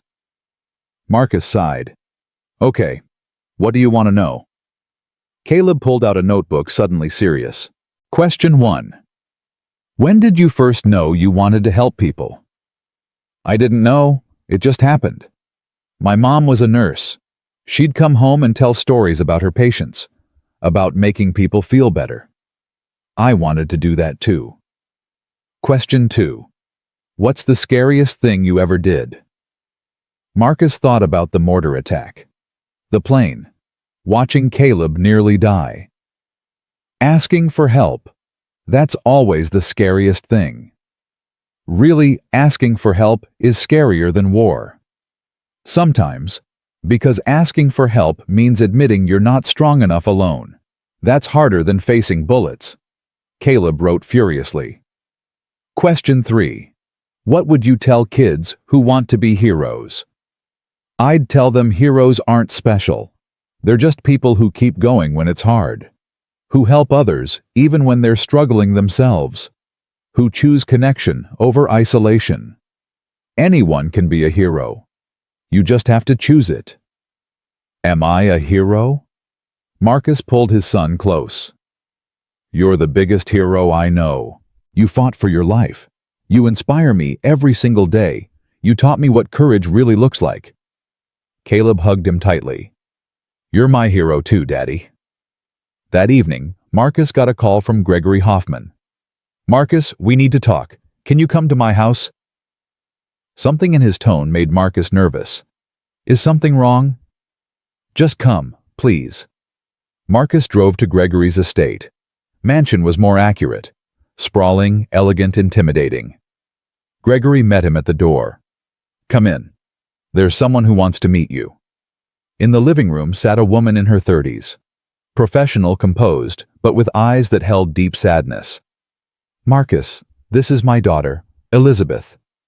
Marcus shook her hand. Nice to meet you. My father has told me so much about you, about your son, about what you're doing with Webb's warriors. Elizabeth's voice was steady but emotional. 20 years ago, I needed a heart transplant. My father couldn't afford it. Someone paid for everything, anonymously, saved my life. Gregory continued. I've spent 20 years trying to find that person, to thank them, to understand why they helped us. I never found them, but what I did find, he looked at Marcus, was that the best way to honor that gift was to give it forward, That's why I started the Cardiotech Foundation. That's why I hired you. That's why we help families like yours." Elizabeth stepped forward. "Mr. Webb, I want to work with you, with Webb's Warriors. I'm a lawyer. I can help families navigate insurance appeals, legal challenges. Let me help the way someone once helped me." Marcus looked at Gregory. "You set this up." "I did. Elizabeth has been wanting to do something meaningful. And you're building something that changes lives. Let us be part of it." "You're already part of it. You gave me this job, this opportunity. Now let us do more. Elizabeth joins your team. We expand Webb's Warriors nationally. We help families in every state. We build something that outlasts all of us." Marcus felt the weight of it, the responsibility, the opportunity, the fear. "I don't know if I can manage something that big." 6 months ago, you didn't know if you could manage anything beyond nursing. Look at you now. You're not just managing, you're leading. You're changing systems. You're saving lives. Gregory put a hand on Marcus's shoulder. "Stop doubting yourself. Start believing what everyone else already sees." Over the next month, Webb's Warriors expanded explosively. Elizabeth brought legal expertise. David brought understanding of Gold Star families. Patricia Davis and Carmen trained new team members. They helped families in Texas, California, Florida, Maine, veterans active duty, family members. Anyone touched by military service who needed medical support. The work was exhausting and exhilarating. Marcus worked 14-hour days, but came home fulfilled in ways he'd never experienced. One evening, Captain James Rivera called.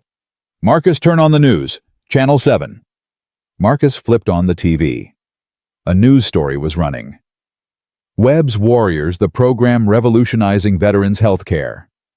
The segment featured families they'd helped, soldiers who'd received life-saving treatment, children of veterans who'd gotten surgeries they'd been denied. And at the center, Marcus Webb, former Navy corpsman, Silver Star recipient, father who'd nearly lost his son and turned that tragedy into transformation. The segment ended with Marcus's quote from the airline conference, "Anyone can be a hero. You just have to choose it." Caleb watched beside him. "Daddy, you're on TV again." "Yeah, I am." "Does it still make you uncomfortable?" "A little. But I'm getting used to it. Because if being uncomfortable means more families get help, it's worth it. That's what heroes do. They do uncomfortable things because it helps people." Marcus looked at his son, healthy, bright-wise beyond his years. "When did you get so smart?" "I told you. I learned from you." A week later, the President of the United States called. Actually called. Marcus thought it was a prank until Secret Service showed up to verify his identity. "Mr. Webb, the President would like to invite you to the White House, to honor your service, to recognize the work of Webb's Warriors. Would you be available next month?" Marcus stood in his small kitchen phone pressed to his ear and laughed at the absurdity. "The President wants to meet me."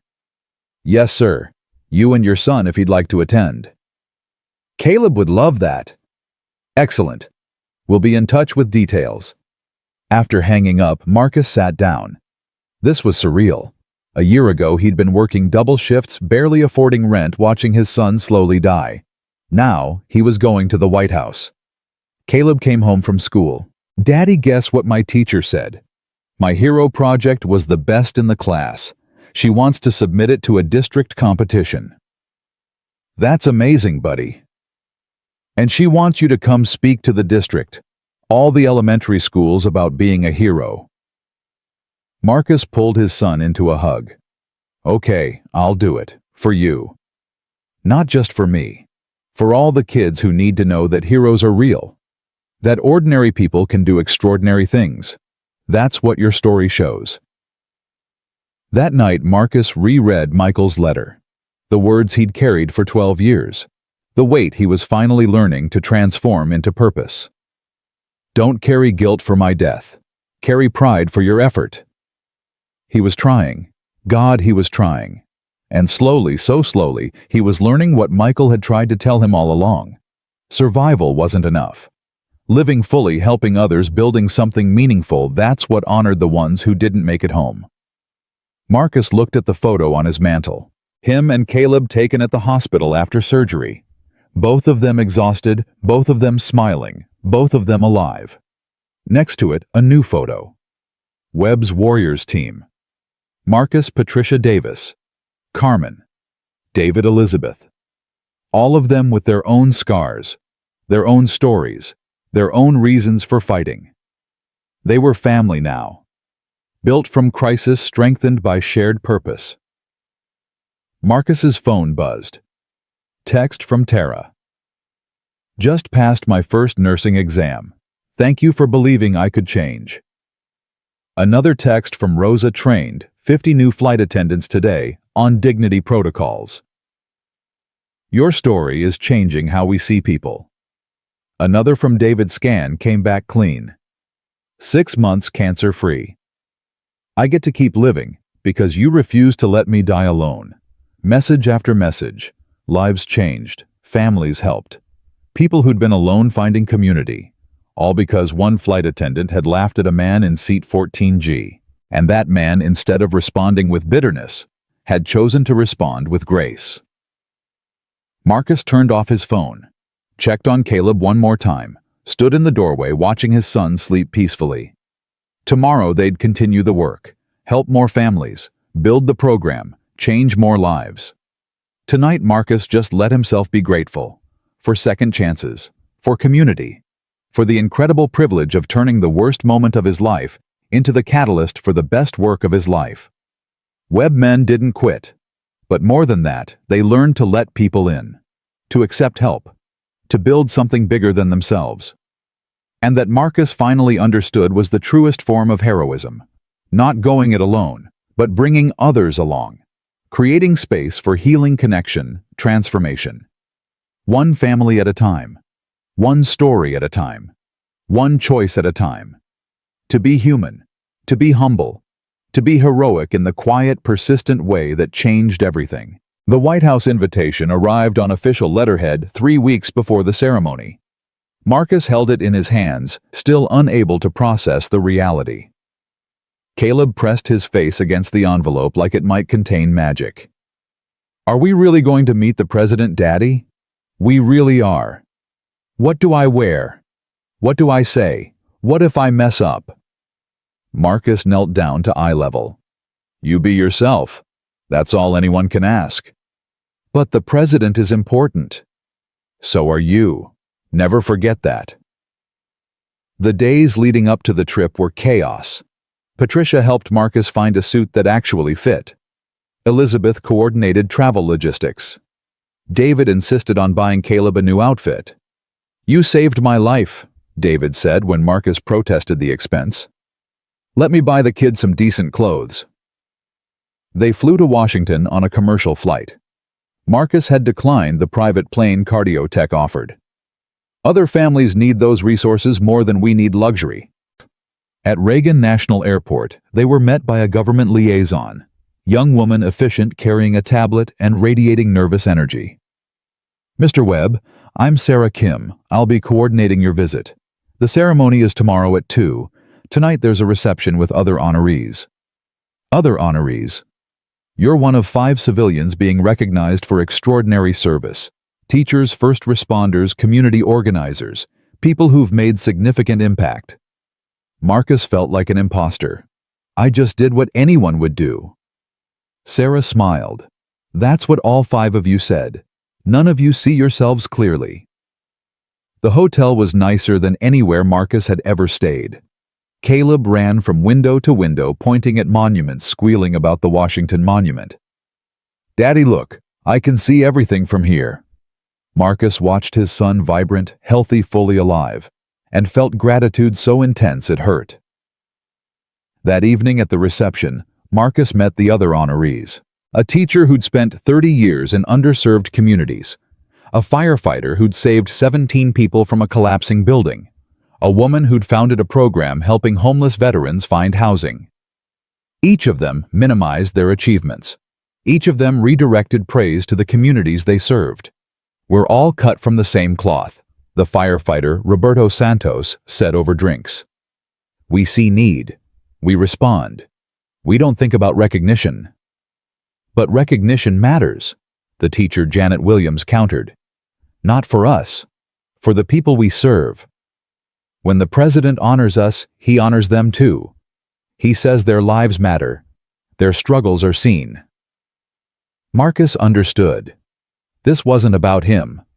It was about every veteran who'd struggled to get care, every family who'd been denied treatment, every person who'd felt invisible until someone finally looked.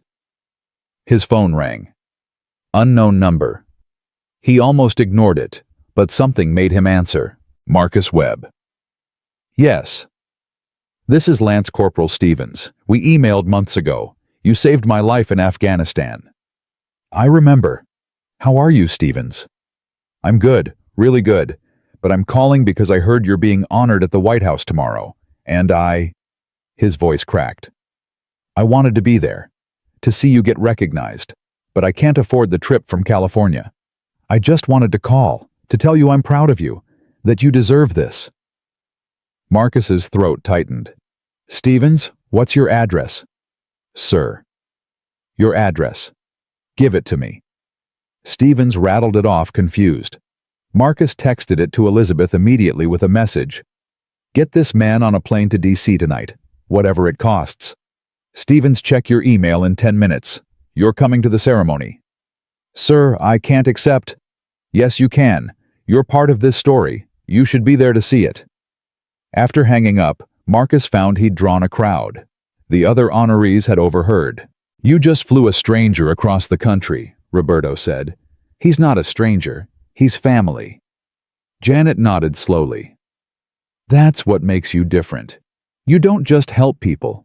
You build family. The next morning, Marcus woke early. Couldn't sleep. Too much nervous energy. He found Caleb already awake, staring out the window. You okay, buddy? I'm nervous. What if I embarrass you? Impossible.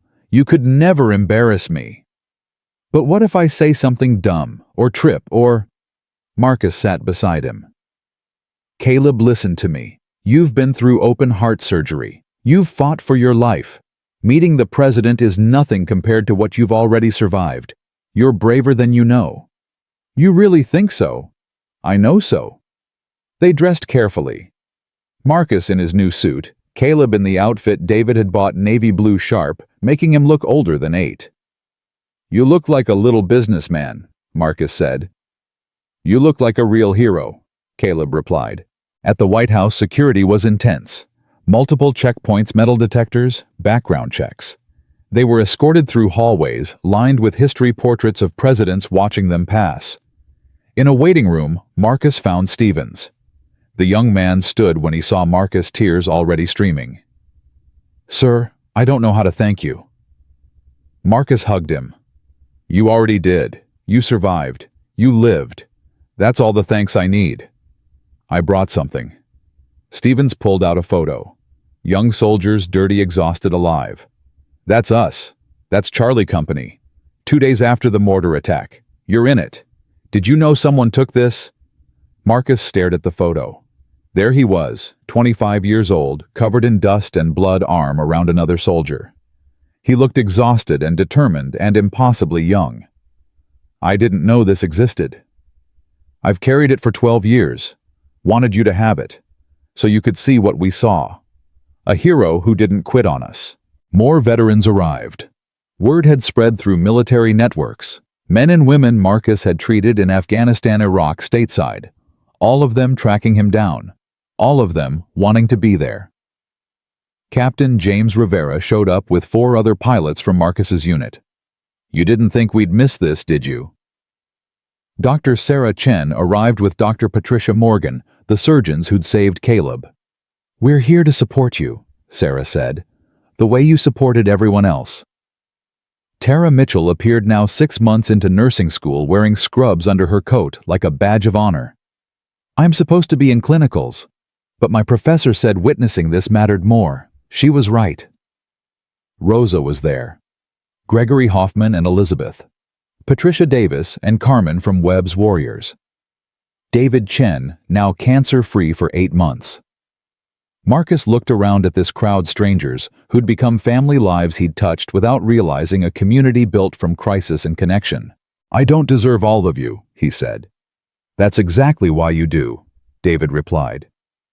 At 2 o'clock, they were escorted into the East Room, formal, elegant, filled with dignitaries and press. Marcus and the other honorees sat in the front row. Behind them, the crowd of supporters. The president entered. Everyone stood. Marcus's heart hammered. "Please be seated." The president's voice was warm, genuine. "Today, we honor 5 Americans who represent the very best of our nation, not because they sought recognition, but because they couldn't help but serve, because they saw need and responded, because they built something bigger than themselves." He spoke about each honoree, the teacher's dedication, the firefighter's courage, the veteran advocate's persistence. Then he turned to Marcus. Marcus Webb served his country for 12 years as a Navy corpsman, earned a Silver Star for running through active mortar fire to save wounded soldiers. But his service didn't end with his military career. As a single father raising a son with a serious heart condition, Marcus worked multiple jobs, sacrificed everything, and never stopped serving others. When his son nearly died mid-flight, Marcus saved him, then turned that crisis into purpose. Webb's Warriors has helped over 800 military families access life-saving medical care in just 1 year. 800 families who might have fallen through the cracks. 800 lives changed because one man refused to accept that suffering was inevitable. The president paused, made eye contact with Marcus. But what strikes me most about Marcus Webb isn't his heroism. It's his humility. When asked about his achievements, he says he just did what anyone would do. Marcus? That's not true. Most people wouldn't do what you've done. They'd be too afraid, too overwhelmed, too willing to accept the world as it is instead of fighting to make it better. You didn't accept. You fought. And you're still fighting. That's why we honor you today. The room erupted in applause. Marcus stood on shaking legs, walked to the president, accepted a medal, the Presidential Citizens Medal, one of the nation's highest civilian honors. "Thank you for your service," the president said quietly. "All of it, past and present. Thank you, Mr. President." Then the president did something unexpected, walked to where Caleb sat, knelt down. "You must be Caleb. I've heard a lot about you." Caleb's eyes went wide. "You have... Your dad talks about you constantly, says you're his hero, says you taught him what courage really means. He's my hero too." "I know, and you're both right. That's pretty special." The president stood, addressed the room. Caleb Webb survived a medical crisis that would have broken most adults. He's 8 years old, and he's already learned what takes some people a lifetime to understand that strength isn't about never struggling. It's about getting back up when you do. More applause. Caleb blushed, overwhelmed. Marcus returned to his seat, pulled his son close. After the ceremony, there was a reception. Press wanted interviews. Dignitaries wanted photos. Everyone wanted a piece of Marcus's story.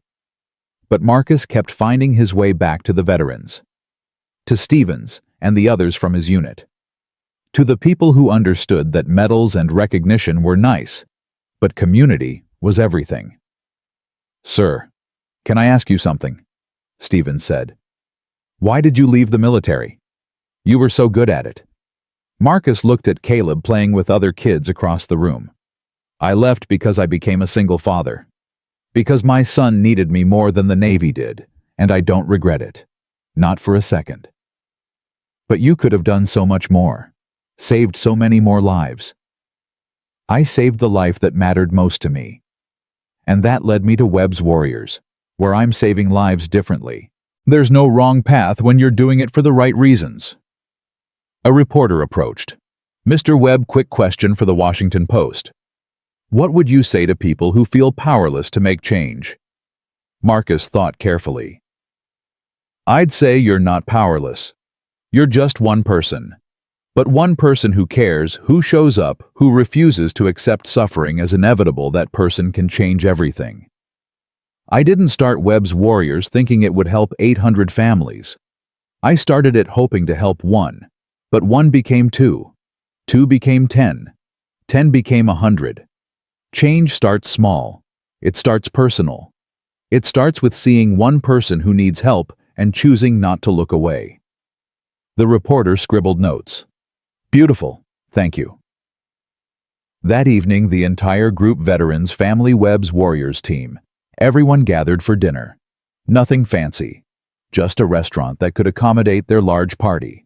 Long tables pushed together, people talking over each other, sharing stories and laughter. David Chen raised his glass. I want to say something. A year ago, I was dying, alone, convinced nobody cared if I lived or died. Then Marcus Webb found me, or I found him. However it happened, he refused to let me die alone. He fought for me when I couldn't fight for myself. He gave me family when I thought family was gone forever. I'm alive because one man chose connection over convenience, chose humanity over bureaucracy, chose me. His voice broke. Thank you, Marcus, for everything. Others stood, shared their stories. The veteran who got housing, the child who got surgery, the widow who found community. Each story a thread, each thread woven into something larger. A tapestry of connection, healing, hope. Tara stood last. I don't belong here. I'm not a veteran. I'm not family. I'm the person who almost destroyed this before it started. I laughed at Marcus, judged him, treated him like he was less than human. And he forgave me. Let me learn. Let me grow. Let me become someone better. If that's not grace, I don't know what is. She looked directly at Marcus. You changed my life. Made me want to be worthy of forgiveness I didn't deserve. I'm becoming a nurse because you showed me what service really means. Thank you for seeing past my worst moment to my potential. Marcus stood uncomfortable with attention, but needing to speak. I need you all to understand something. I'm not special. I'm just a guy who got lucky. Lucky that strangers helped me when I needed it. Lucky that my son survived. Lucky that crisis revealed community instead of isolation. Every single person in this room has their own version of this story, their own moment of struggle, their own choice to help or be helped. We're all just people trying to be decent in an indecent world. And sometimes we succeed. He looked at Caleb, who was listening intently. My son taught me something I'd forgotten. That heroes are ordinary people who choose connection, who see suffering and respond, who build family from strangers. Caleb survived because strangers chose him. I'm here because you all chose me. And that's how we change the world. One choice at a time. One person at a time. One connection at a time. The room was silent. Then Captain Rivera started clapping. Everyone joined until the restaurant thundered with applause. Later, walking back to the hotel, Caleb held Marcus's hand. Daddy, do you think Mom would be proud of us? Marcus stopped, knelt down. She would be so proud. Of you for being brave. Of me for keeping going. Of us for building a life she'd love. I miss her. I miss her too, buddy, every day. But she's still with us. In the way we treat people. In the way we help others. In the love we give and receive. That's how people stay alive. Through the good they taught us. I like that. Me too. They walked in comfortable silence. Then Caleb asked, Daddy, what happens next? After all this, we go home, back to Chicago, back to Webb's Warriors, back to helping families. That's it, no more White House visits. Marcus laughed. Probably not. But that's okay. The real work isn't in fancy ceremonies. It's in the everyday grind. The phone calls and paperwork and fighting insurance companies. That's where lives change. That sounds boring. It is boring, but it's also the most important work in the world. The next morning they flew home. Back to Chicago. Back to their small apartment that Marcus hadn't upgraded despite his salary increase. We don't need more space. We need purpose. The money goes to families who need it. At Cardiotech on Monday, the team greeted him like a returning hero. Balloons, cake, congratulations. Okay, Marcus said, laughing. That's enough. We have work to do. Patricia handed him a stack of files. 23 new cases came in while you were gone. Families that heard about your White House recognition and reached out. Marcus sat down at his desk, started reading. Each file a story. Each story a life hanging in balance. Each life waiting for someone to choose connection. He picked up the phone. Called the first family. Mrs. Johnson, this is Marcus Webb from Webb's Warriors. I understand your daughter needs treatment. Tell me your story. Let's see how we can help. Across the office, his team did the same. Phone calls, research, coordination. The unglamorous work of saving lives through paperwork and persistence. This was the real heroism, not the medal or the ceremony, but the choice to show up, day after day, case after case, family after family. That evening, Marcus picked up Caleb from school. The boy ran to him with a paper. Look, my hero project won the district competition. They want me to present it at the state level. Marcus read the project. Caleb had written about heroism, about his dad, about the people on the plane, about how ordinary people do extraordinary things. The conclusion read, heroes aren't people with superpowers.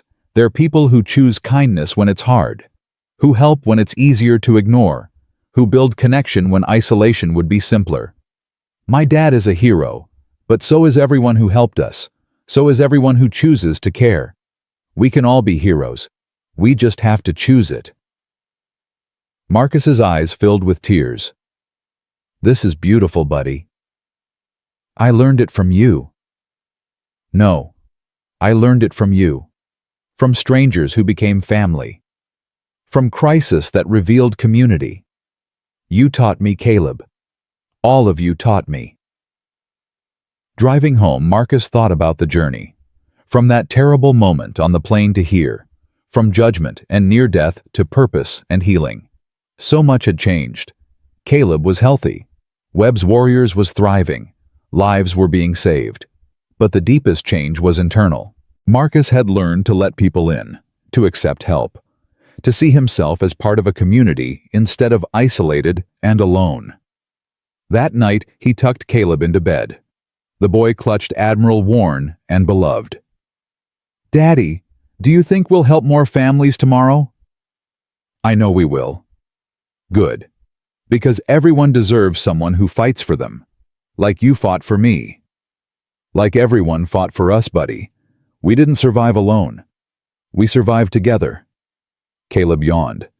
That's better anyway. Together is always better. Marcus kissed his forehead, turned off the light, stood in the doorway watching his son drift to sleep. 1 year ago, he'd been broken, desperate, watching his child die on a plane while a flight attendant laughed. Now he was whole, purpose-driven, leading a program that helped hundreds of families, honored by the president, surrounded by community. All because crisis had revealed something essential: humanity endures. Connection heals. Love multiplies. The flight attendant who'd laughed was now becoming a nurse. The captain who'd made that announcement was now a close friend. The strangers on that plane had become family. And Marcus Webb, the man in seat 14G, who'd been judged and dismissed, had become exactly what the world needed: proof that heroes are ordinary people who refuse to accept that suffering is inevitable. He walked to his bedroom, looked at the medal on his dresser, the Presidential Citizen's Medal. Beautiful, meaningful. But beside it sat something more precious: the photo Stevens had given him. Young soldiers exhausted and alive, brothers forged in fire. And Michael's letter, worn from repeated reading. The words that had freed him from guilt and pointed him toward purpose. Don't carry guilt for my death. Carry pride for your effort. Marcus was finally doing that. carrying pride, building something meaningful, honoring the fallen by serving the living. His phone buzzed. Text from David. Just got news. 2 years cancer-free. Thank you for refusing to let me die alone. Another from Tara. Passed my first clinical rotation. Patients are calling me their favorite nurse. I finally understand what service means. Another from Captain Rivera. Flight 447 passengers are doing a 1-year reunion next month. Everyone wants you and Caleb there. You changed all our lives that night. Message after message, lives intersecting, community expanding, love multiplying. Marcus turned off his phone, sat in the quiet, let himself feel everything, the grief of what they'd lost. Sarah Michael, the innocence of thinking they could control everything. The gratitude for what they'd gained, health purpose, community love. The hope for what was coming, more families, helped more lives, saved more, proof that connection wins. And underneath it all, the profound truth that had taken him 12 years to learn: we're not meant to survive alone. We're meant to survive together, to help and be helped, to build family from strangers and purpose from pain. That's what Webb's warriors represented. Not just medical assistance, but proof that humanity endures when we choose each other. Marcus looked at the photo of him and Caleb one more time. Father and son. Survivors. Heroes in the quietest, most persistent way. They'd been judged by appearance, mocked for not belonging, nearly destroyed by crisis. But they'd survived, thrived, built something beautiful from something terrible. Because that's what heroes do. Not the dramatic movie kind, but the real kind, the everyday kind. They show up. They help. They choose connection over convenience. They refuse to accept suffering as inevitable. They see someone in seat 14G looking tired, looking broke, looking like they don't belong, and they choose to see humanity instead of appearance. Possibility instead of judgment. Family instead of strangers. And one by one, choice by choice, person by person, they change the world. Marcus turned off the light, climbed into bed, closed his eyes. Tomorrow they'd help more families, fight more battles, save more lives. Tonight, he'd just be grateful for the journey that taught him what mattered most. We survive together or not at all. We build connection or we build nothing. We choose heroism every day in small, persistent ways, or we miss the entire point of being human. The flight attendant had laughed at the single father in seat 14G. But her laughter had sparked transformation. Her judgment had revealed grace. Her cruelty had catalyzed compassion. And Marcus Webb, the man she'd dismissed, had proven something essential. Heroes don't need recognition to be heroic. They just need to keep choosing kindness. Keep showing up. Keep fighting for the people others overlook. Because real heroism isn't dramatic. It's persistent. It's humble. It's the choice to see suffering and respond. To build bridges instead of walls. To create family from strangers and hope from despair. That's what Marcus Webb had learned in seat 14G. That's what he carried forward every single day. And that's what would outlast medals and ceremonies and recognition: the simple, profound truth that we're all just people trying to survive, and the ones who help us along the way are the ones who make survival worth it.